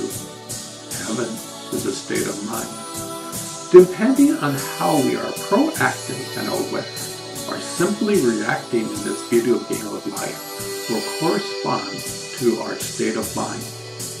People ask me why I love the Eastern thought. Well, for one, the Buddhists have been talking about a crystal clear mind for over 3,000 years. In the West, it was only since the mid-80s that universities give a class on subjects like happiness. The Buddhists have been talking about this since day one. I'm not saying you have to be a Buddhist. I'm not. I adore all religions. There is a thread which ties all religions together. It is the thread of love. I'm just saying that in the West, we need to become more aware of this video game of life. The world needs us to step up and consciously be aware and play this game with a sense of knowingness. For example, it's a little dangerous in this video game of life when our president tweets at 3 o'clock in the morning. He ridiculed little rocket man. My button is bigger than your button. These kinds of words can lead to nuclear war. Our words and actions can either bring heaven to earth or modern day hell. Just take a look around the world today. We need to be aware, and as my friend Bill Cunningham told me, we need more respect in this world. Personally, we are all in the same boat together. We either sink or swim. We need to be more tolerant, kind, and respectful of each other. Mankind needs to be a kind man. That's the most difficult thing in life. Look at all the conflicts and wars around the world. It's so easy to flare up with anger. It's so easy to put gasoline on the fire. Yet to act with kindness in the face of adversity is the most difficult thing to do. We are all a piece of the puzzle in life. 2. Anger. Anger is a mental factor that focuses on an object that we consider to be a source of harm. This source of harm is usually one of the following: the being or object who harms us, e.g. a thief or a disease, the harm itself, the suffering that occurs through our being harmed, and the reason for being harmed. In the case of being angry with another person, anger focuses on that person and exaggerates their negative qualities or superimposes negative qualities that they do not possess. While apprehending those qualities, anger cannot bear the person and wants to harm them. Regarding the generation of anger, its root is ignorance, apprehending the inherently existing I, the inherently existing person who is the object of anger, or the inherently existing negative qualities of that person. These misperceptions induce the mind that exaggerates the person's negative qualities or superimposes negative qualities the person does not possess. The latter awareness is not anger, for the wish to get rid of them or to harm them has not risen yet. Rather, anger is the mental factor that wants to get rid of the person or wants to harm them, while exaggerating the person's negative qualities or while superimposing negative qualities the person does not possess. Anger is an affliction that includes or induces a wide range of different emotions such as resentment, ill will, fury, irritation, rage, hatred, aggression, rancor, spite, etc. It is considered a particular harmful affliction because it unsettles the mind more than any other afflictions and has the power to destroy a lot of root virtue or positive karma we have accumulated over many lifetimes. How does man deal with anger? Is anger a two-headed sword? If we lash out at someone in anger, we have just created a verbal assault on that person. If we hold the anger inside, it festers within. How can man channel anger so it can't be inflicted on others while man doesn't stuff it inside? Can we put anger in a box and light it on fire? The energy then will be used for a helpful purpose. Anger will eventually lead man back to grace. We are all angry. Some people show it while others don't. Man has the capability to dissolve the monster. Greetings. Welcome to another brand new day. Today is another day of our journey in life. What a golden opportunity we have. We are alive. We are walking around this wonderful earth. The universe is watching over us. We are not alone. We may think we are, but that is never the case. These are exciting times on this planet. So many people are waking up from their slumber. The faster people wake up, the faster this world will change. In order to change this world, we must change ourselves. There is no other way.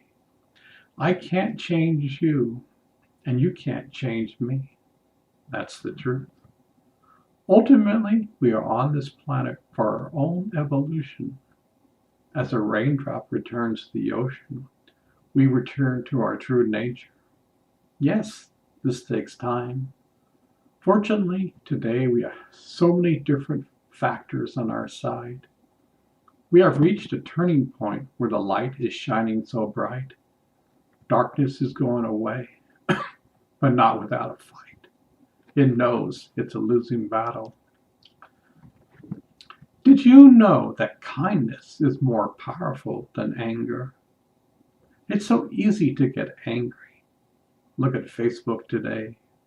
Everyone is angry about the political situation. Both sides are yelling at each other. Does this ever solve the problem? Nope. It will never be solved through anger. Yet, if a person uses kindness, it might diffuse the situation. At least the anger won't be redirected to you because you are mature enough not to accept the gift of anger from someone else. Anger can only be received if you accept the anger from someone else. You don't have to buy into their anger. You can listen with compassion. The other person is hurt inside and only knows to express with anger. You have the power to diffuse the situation. This is how the world will change. When you act like a mature human being and let go of your negative emotions, you can truly help this world just by your being. You have nothing to prove. You aren't trying to convince anybody. You are what you are. The sun in the sky just keeps on shining. That's true nature. The sun is always there. There may be clouds covering the sky, but the sun is always shining. This is a day by day, moment by moment journey. Each and every day, we can change ourselves for the good. It's like a musician practicing his craft. He loves to get better. He loves to practice. We can all practice our craft, becoming a better human being in each and every moment. We might not have a concert hall to play in, yet we have the universe smiling upon us. We are doing our part to make the universe grow. We have no idea of how our actions affect the universe. Our actions ripple like waves all across the universe. All of us have a divine part to play in the universe. If we truly knew who we are the universe. Unfortunately, we don't realize it. We are all family. We are not separated.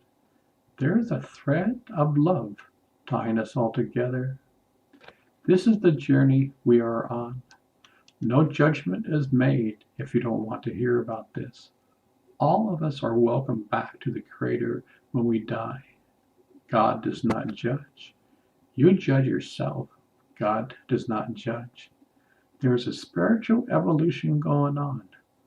Ultimately, we go back to the source. Kudos. Recently, I've been interested in the various mechanics of the mind. I knew that the Buddhists were experts at this. I found this document on the internet.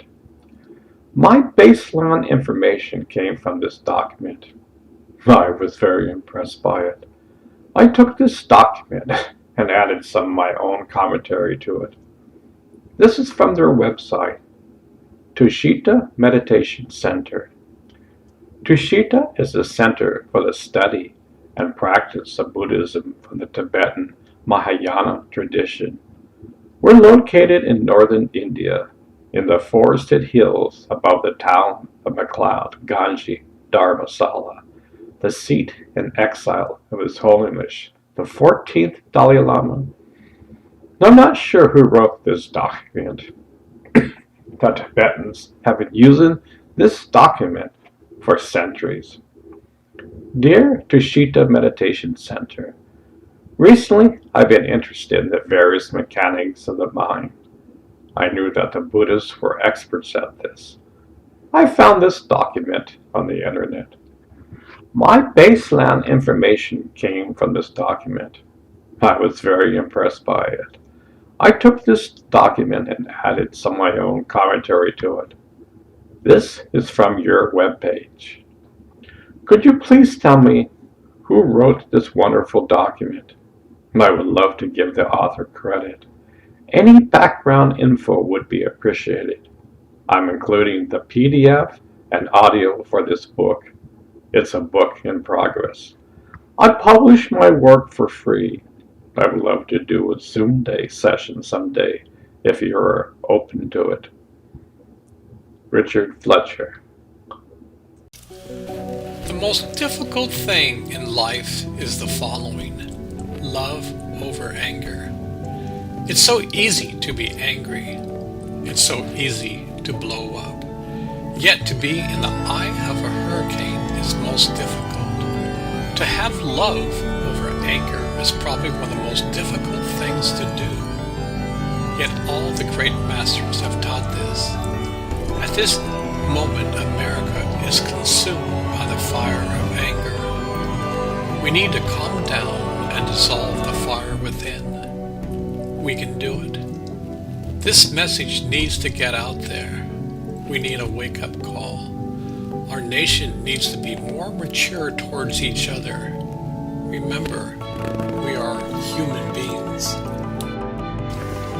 When it comes to politics, hold your emotions. Don't spew anger. Be tolerant towards the other side. Be calm. Be united. Look at both sides of the issue. Don't sink to the level of your opponent. That may be difficult. You can do it. Merge your ethics and actions together.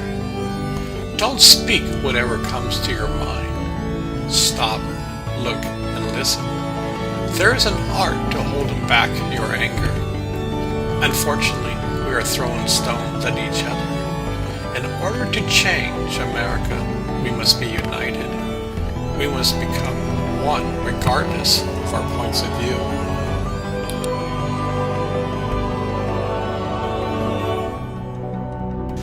There is so much division in America today. We need to stop the name-calling. We need to listen to one another. Politicians need to pass bills that are good for everyone. Congress is at a standstill.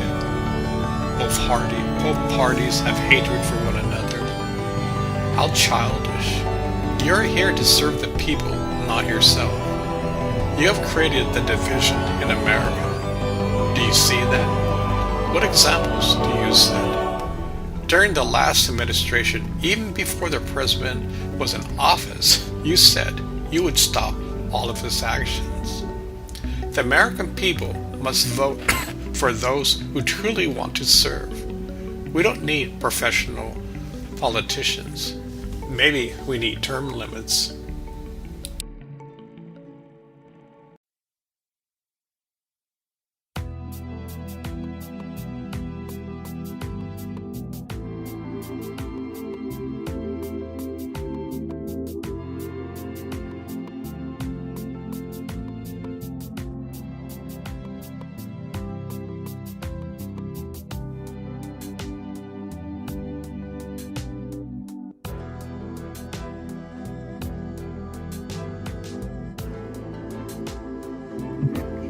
Riptides.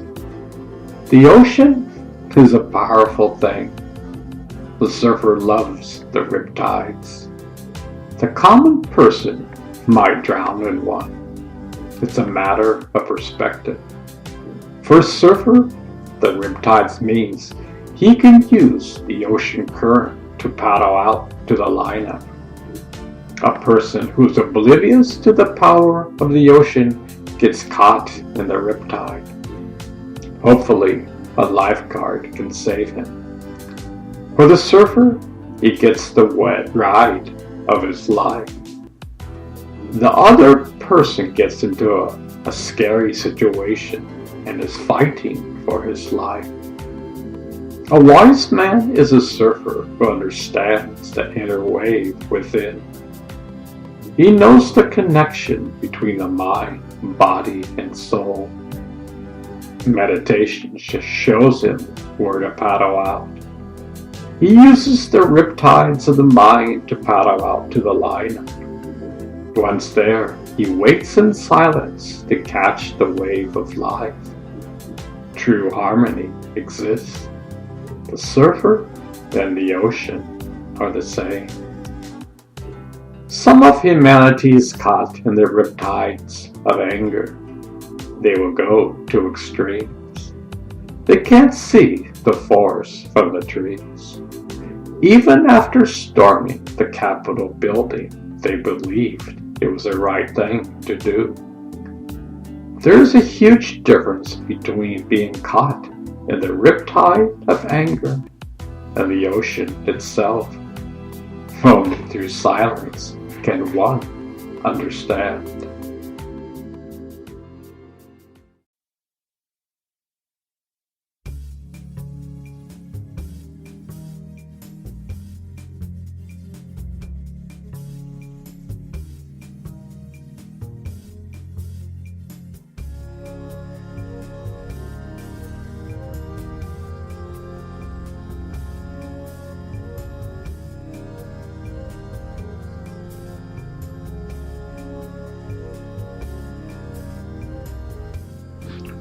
How to survive a wipeout. How to survive a wipeout. If you want to survive a wipeout on a huge day, you should do the following. Take one last breath and hold it. Consciously relax your whole body. The more you struggle, the more oxygen you will use. Remember, the ocean will let you know when you can swim to the surface. Don't panic. At times, that is hard to do, especially if you are held under for 2 waves.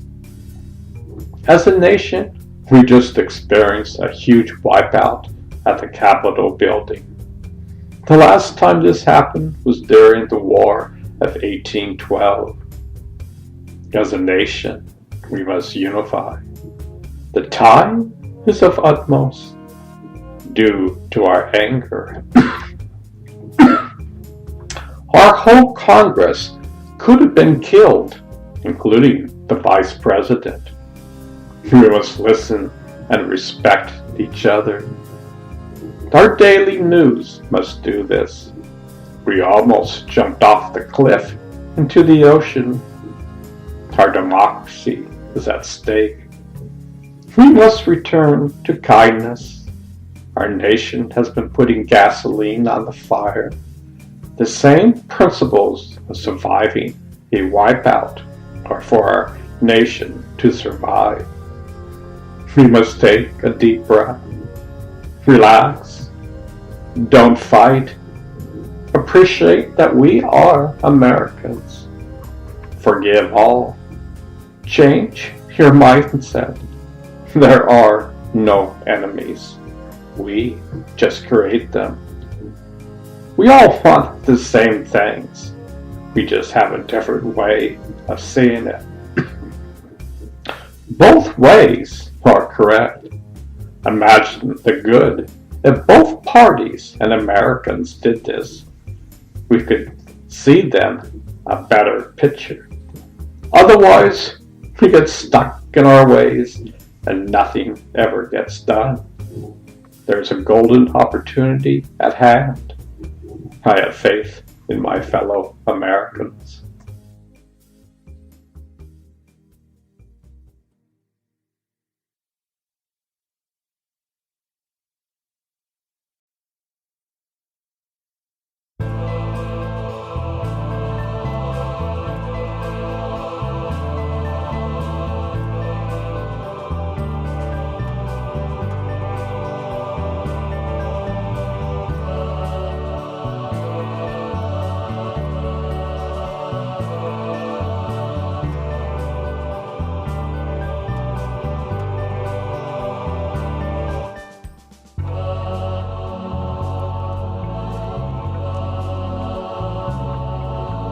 Life is so beautiful. Look at the sun, moon, and stars. Beauty is everywhere in nature. Man has been looking at the stars for eternity. Nature is blooming all around us. A flower blooms whether we see it or not. Its nature is to bloom, and the petals eventually go back to the ground. Look at the diversity of life. Life on Earth holds a myriad of incredible creations. Each one is different and unique, all created by a creative force. We need to see the miracles of life on this planet. At times, we get so caught up into our 9-to-5 existence. We wear tinted glasses so we don't truly see the beauty in front of us. I love watching geese fly in the sky. Where I live, so many people consider geese a hassle. They don't marvel on the many different formations they have in the sky. I love the sounds they make honking in the sky. Their sounds are so sweet compared to the honking in a traffic jam. No sounds of anger or frustration. They honk with pure delight. When I was young, I was a surfer. I loved the early mornings, watching the sunrise while I was catching a wave. The colors were out of this world. I would always stop for a moment and witness the beauty of life. God was painting colors into the sky. Beauty is all around us. Even in the midst of a poor neighborhood, flowers grow in the cracks of a broken lot. This world would totally change if we had gratitude towards life. Imagine in each and every moment we experience the source of life. Our entire system of placing values would change. Money would be the total object we spend so much time acquiring. We would walk around in a state of gratitude. We would see the beauty in life. You could truly see that your enemies are in fact your friends. Now that would change this world. When you truly see the beauty in life, you become more kind. You become more loving and compassionate. You become more patient and tolerant. This is your true nature. As I said before, there is dust on your inner mirror. Just wipe off the dust, and over time, you will see your true nature. Life is so beautiful. Know while you are alive.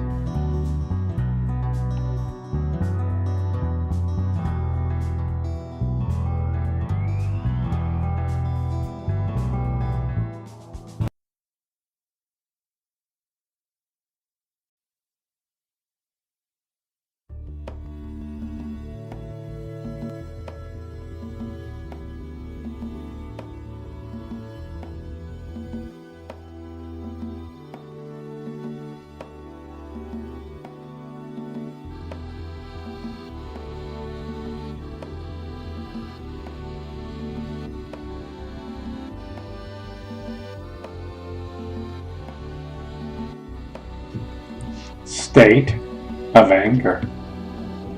Many people live in a constant state of anger. Buddha once said, when you get angry, you are drinking your own poison. You are your own master chemist. You can contribute to your overall health, or you can contribute to your self-destruction. During these divided times, we can use wisdom and discrimination in dialogue with each other. One can speak from kindness without putting someone or a group down. Note, this is a fine art that has been forgotten. Many people I know love to taunt the other side.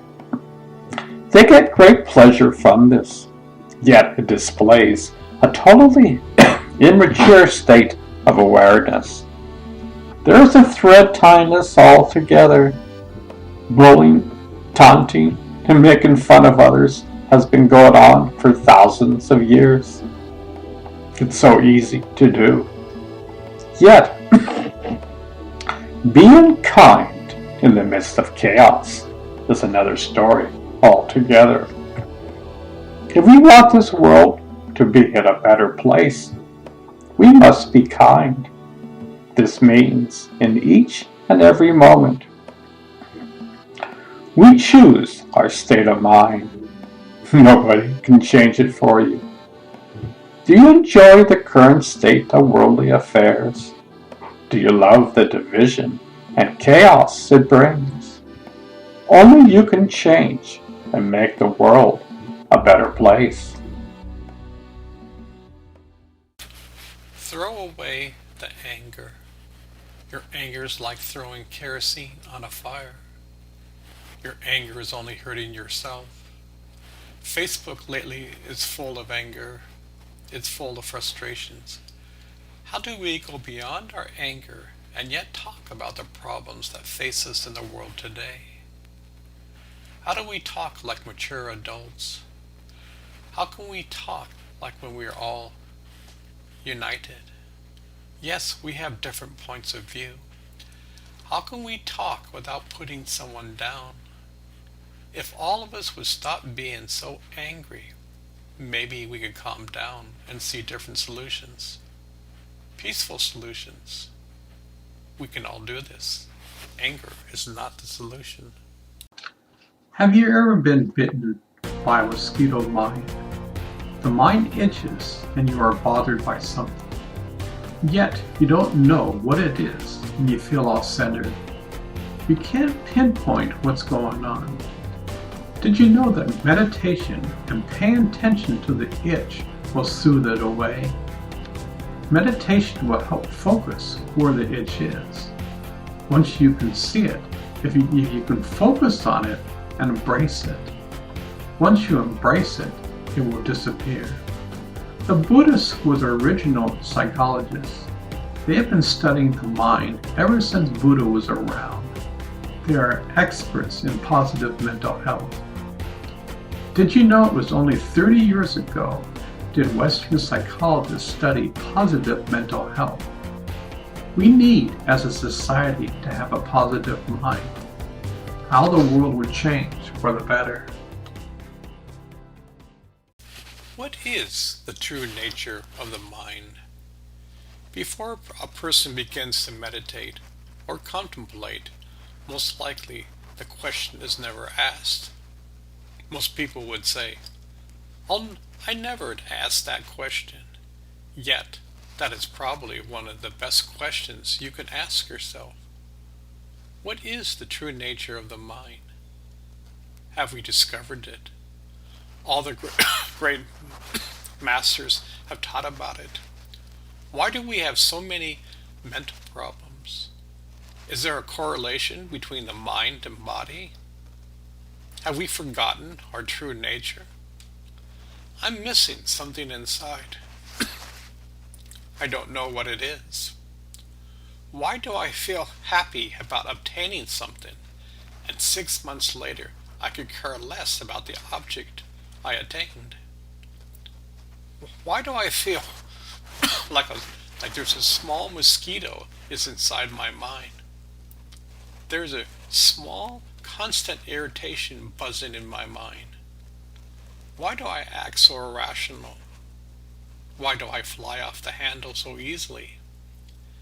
Have I learned that getting angry at someone, that it only harms myself? These are practical questions to ask yourself. Only you can solve them. You are a genie. Whatever you think, you become. If you get angry easy, you will be an angry person. If you gossip about people, they will gossip about you. Whatever you think, the genie responds. The more you think and take actions, the genie responds in an instant. You can control the genie. You can control your mind. You can control your actions. Stop, look, and listen. Your genie can be your friend. It's your choice. Do you want to be a reactive being or one who is a co-creator of God? Ponder these words. The world will be in a better place. Did you know you have been around for eons? You were never created, and you will never die. You are the universe. You are the sun, moon, and stars. You are kind. You are compassion. You are patient. You are love. You are a creative force. You are on an incredible journey. You have an incredible mission to perform. You are never alone. You are family. You can solve this puzzle. Last week, I heard on NPR radio this fascinating story. A group of scientists was studying animal behavior. They studied a group of chickens for 3 years. These scientists took the so-called brightest and smartest chickens and placed them into a group. the so-called normal chickens were placed into another group. After 3 years, they saw the results of the test. Out of 30 chickens, only 3 survived. They fought and killed one another. It was definitely the strongest survived. No sense of cooperation, no harmony whatsoever. These chickens were living in hell with no sense of purpose. War is what they knew how to do. Well, the normal chickens lived like what chickens do. They laid eggs and were content. No fighting occurred among them. They had nothing to prove. Everyone thrived in this environment. Well, this discussion changed course, and then they started to take a look at the top 10 Ivy League schools. They're super hard to get into. The average student would thrive at another college. Yet they found out it's creating conditions just like the chicken study. These students were placed in a situation where you always had to be the best. You learned to cheat, steal, and lie to the top. Mind you, I'm not saying all students are like that, but the intense pressure is there to perform. Knowing that these top colleges place students into the top Fortune 500 companies today, their psychology is embedded directly into the work environment. It's subtle, yet there. As a worker, you're only valued for your performance, period. This places a lot of stress on the worker. As a worker, you fight your way to the top. There are only so many promotions to go around. You live in fear of layoffs. Your CEO makes probably 1,000 times that you do. They then take a look at the present-day politics. Need I say more? Constant bickering and fighting, no cooperation. Name-calling is the name of the game. There is no sign of discrimination. We have a media that is either one side or the other. Both sides can hardly speak to one another. Our president has told so many lies that nobody knows what truth is. Just one of his major blunders would have brought a past president to resign. How many affairs has the president had? And the Christian majority still support him. Well, the rest of the chickens are living their lives. They're going to school, they have friends and family, they go to work, they go on vacations. They are good people. They love their fellow man. I'm not saying there are problems. There are tons of them.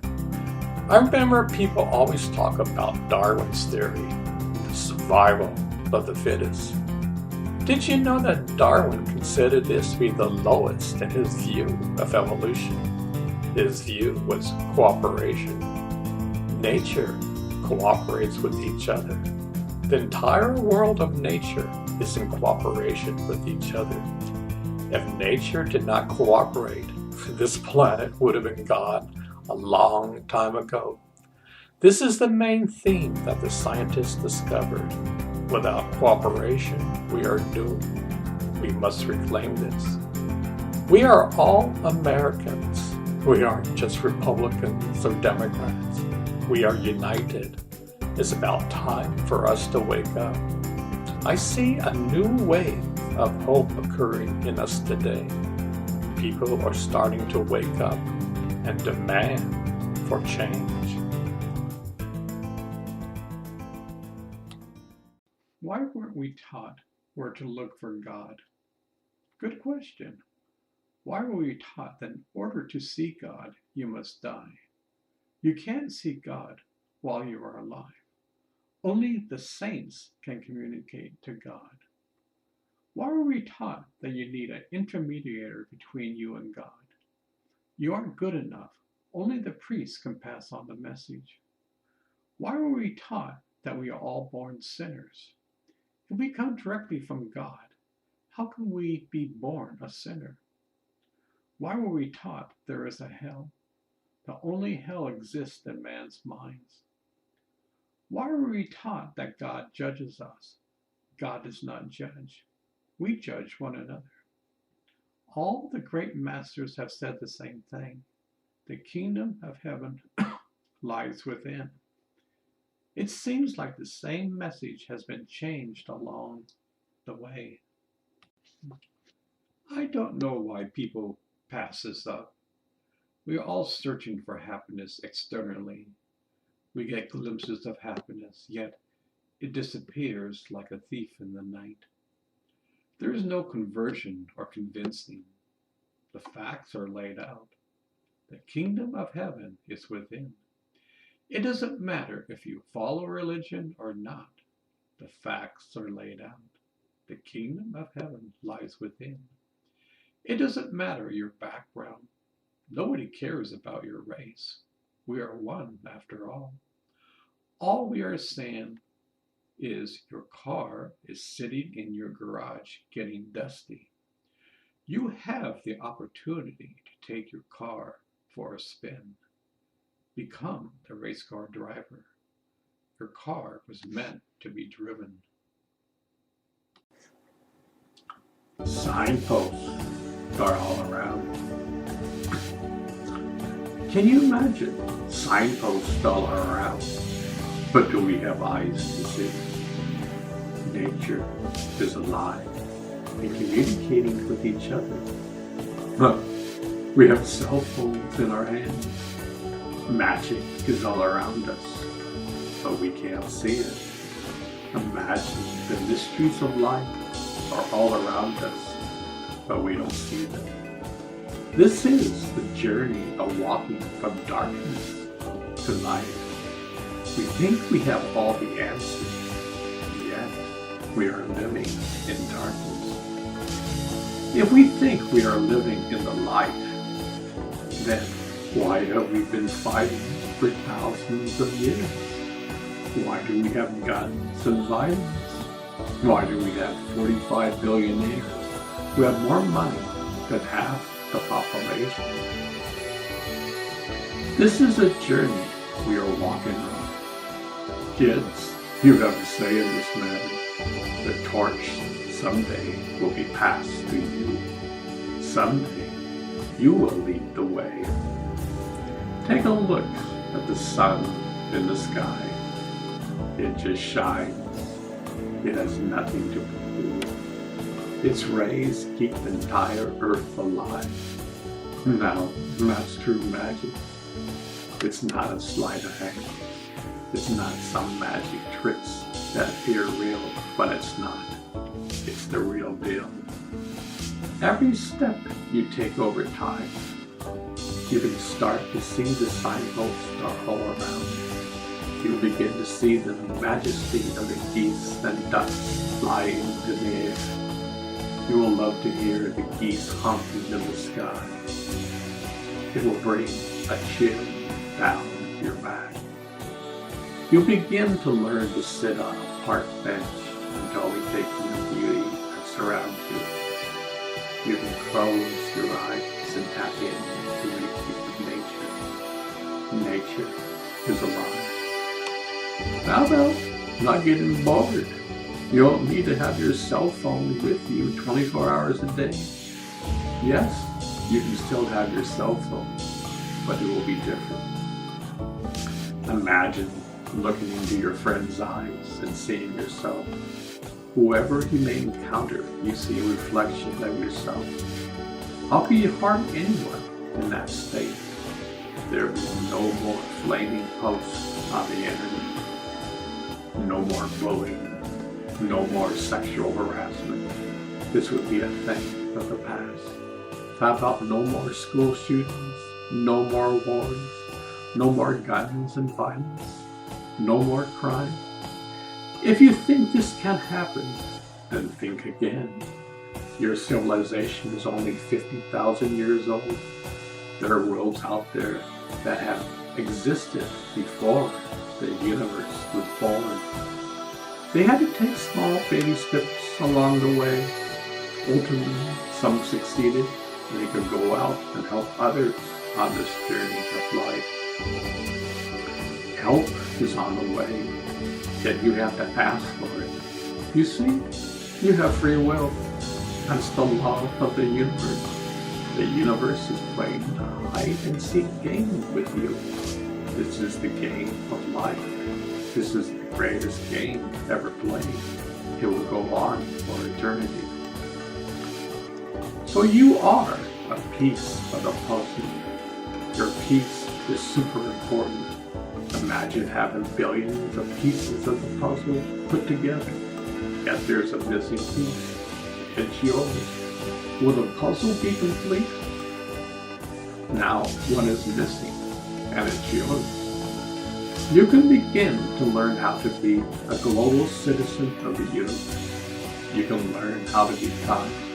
You can learn how to have love and compassion for your fellow man. You can learn how to have patience and tolerance. You will once again discover the laws of the universe exist inside of you.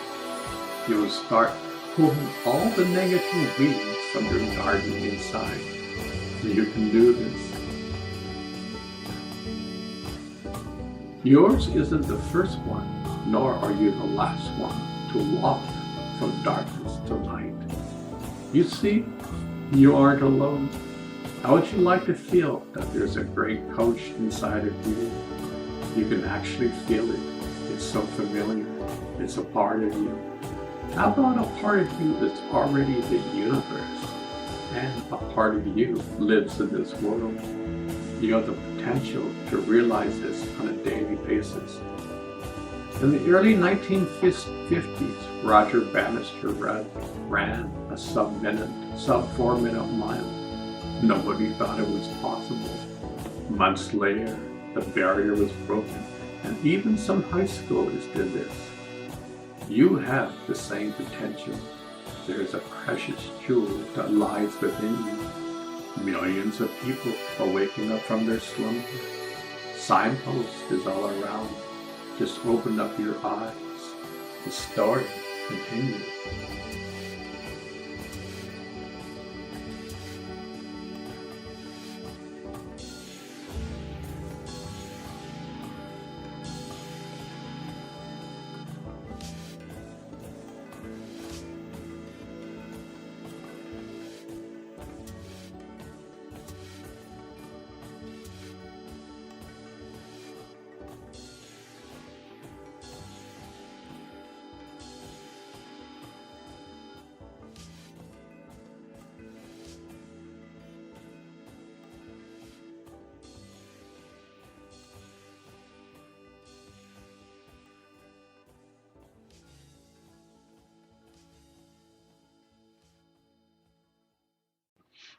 The breath is keeping us alive.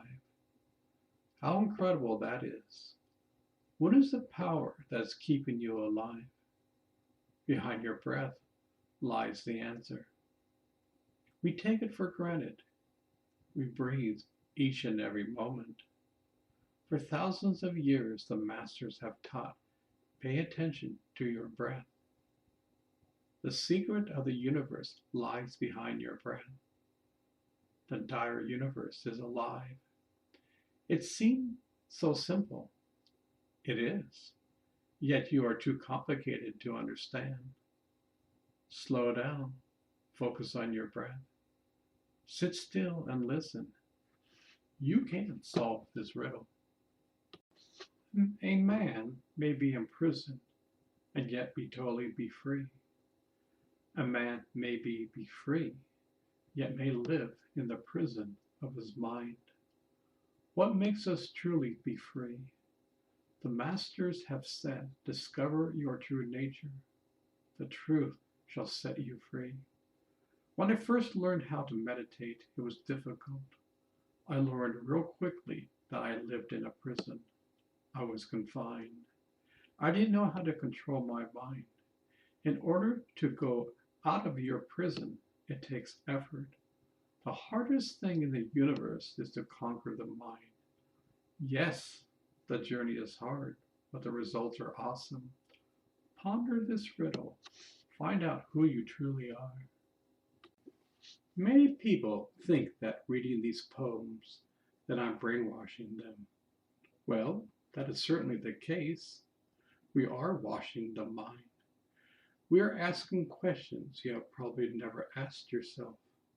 The mind needs to be crystal clear. Our minds are muddy. When we were born, they were crystal clear. Over time, we forgot our true nature. Meditation and prayer is a means to clean the mind. It's like taking a shower every day. We get dirty, and a shower feels so good. The shower of love is medicine to the soul. This is why the great master said, discover your true nature. Ponder this over. You can solve this mystery. Peace Education Program. Study on Prem Rawat's Foundation Peace Education Program shows exceptional benefits for incarcerated people. October 20th, 2022.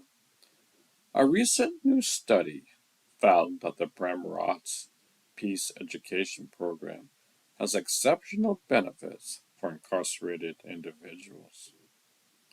The Peace Education Program has a wide range of remarkable benefits for incarcerated people, including reducing anxiety, increasing self-understanding and self-improvement, and enhancing hope and appreciation for life, according to extensive new study. Conducted by ACE Institute, an independent market research company, the study analyzes the impact on the program on 5,276 incarcerated individuals in Brazilian correction facilities, noting that the quantitative findings are extremely robust. 99.7% of participants reported benefits, and the study concludes that the Peace Education Program is making a very positive impact on almost all incarcerated people's lives. On October 25th, the study's results were presented at the International Corrections and Prison Association's annual conference in Orlando, Florida. The conference is one of the premier gatherings of corrections professionals and experts in the world. More and more of them are embracing the Peace Education Program as an empowering resource for positive change, both for themselves as well as the incarcerated people they serve.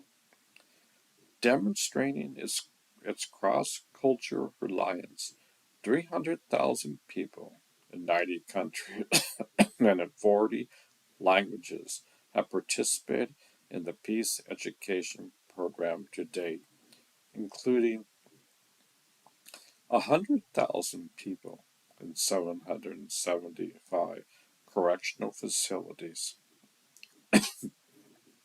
The Innovative Workshop Series gives people an opportunity to reflect on their own humanity, increasing self-awareness and support of resilience, empathy, and well-being. TPRF founder Prem Rawat's video presentations are at the heart of the workshops, encouraging participants to explore the 10 themes of peace, appreciation, inner strength, self-awareness, dignity, choice, hope, clarity, understanding, and contentment. The most recent study on participants in prisons in the state of Sao Paulo, Brazil, adds to a growing body of evidence on the program's successful results. Other studies have shown similar positive impacts for people in correctional facilities across 4 continents, as well as for participating high school and university students in the US, UK, New Zealand, and Colombia. It's wonderful to see that the new study on the impact in Brazil confirms what we found elsewhere across the globe. This program can help transform lives no matter how challenging the circumstances, says Peace Education Program Director Willow Baker. It was an honor to present the study and more information about the Peace Education Program this week at the ICB conference and to meet so many dedicated people who want to make a positive difference in the world of corrections. The Peace Education Program workshops can be offered in person, virtually, or on inmates' tablets by ViaPad and Edmo. Tablet versions currently available in the U.S. only. The Prem Rawat Foundation makes the workshop materials available free of charge. To implement the program at correctional facilities in Brazil, the Prem Rawat Foundation partners with the Prison Education Foundation, a state foundation under the Secretary of Penitentiary Administration in charge of helping inmates to rehabilitate and to reintegrate into society through education, labor, culture, and legal assistance initiatives.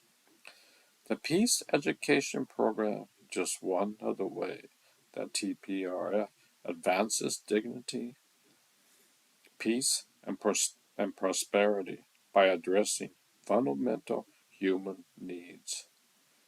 TPRF's Food for Peoples program has served over 4.7 million nutritious meals to disadvantaged children and needy people in India, Nepal, and Ghana. Since Prem Rawat founded TPRF in 2001, it has given over 160 grants totaling over 5.7 million to a variety of partner NGOs in 40 countries to help victims of natural diseases, COVID-19, and other traumas.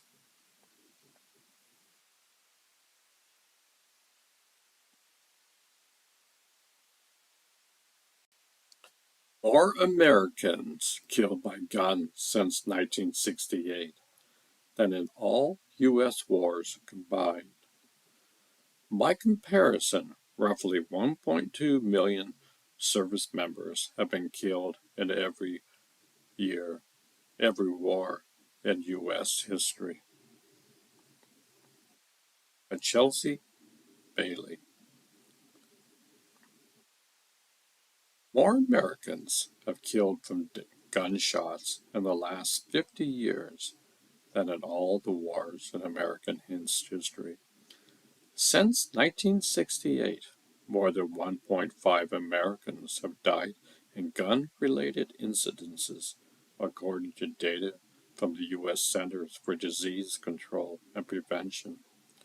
By comparison, approximately 1.2 million service members have been killed in every war in U.S. history, according to estimates from the Department of Veteran Affairs and Casualties, a website that maintains an ongoing database of casualties from the war in Iraq and Afghanistan.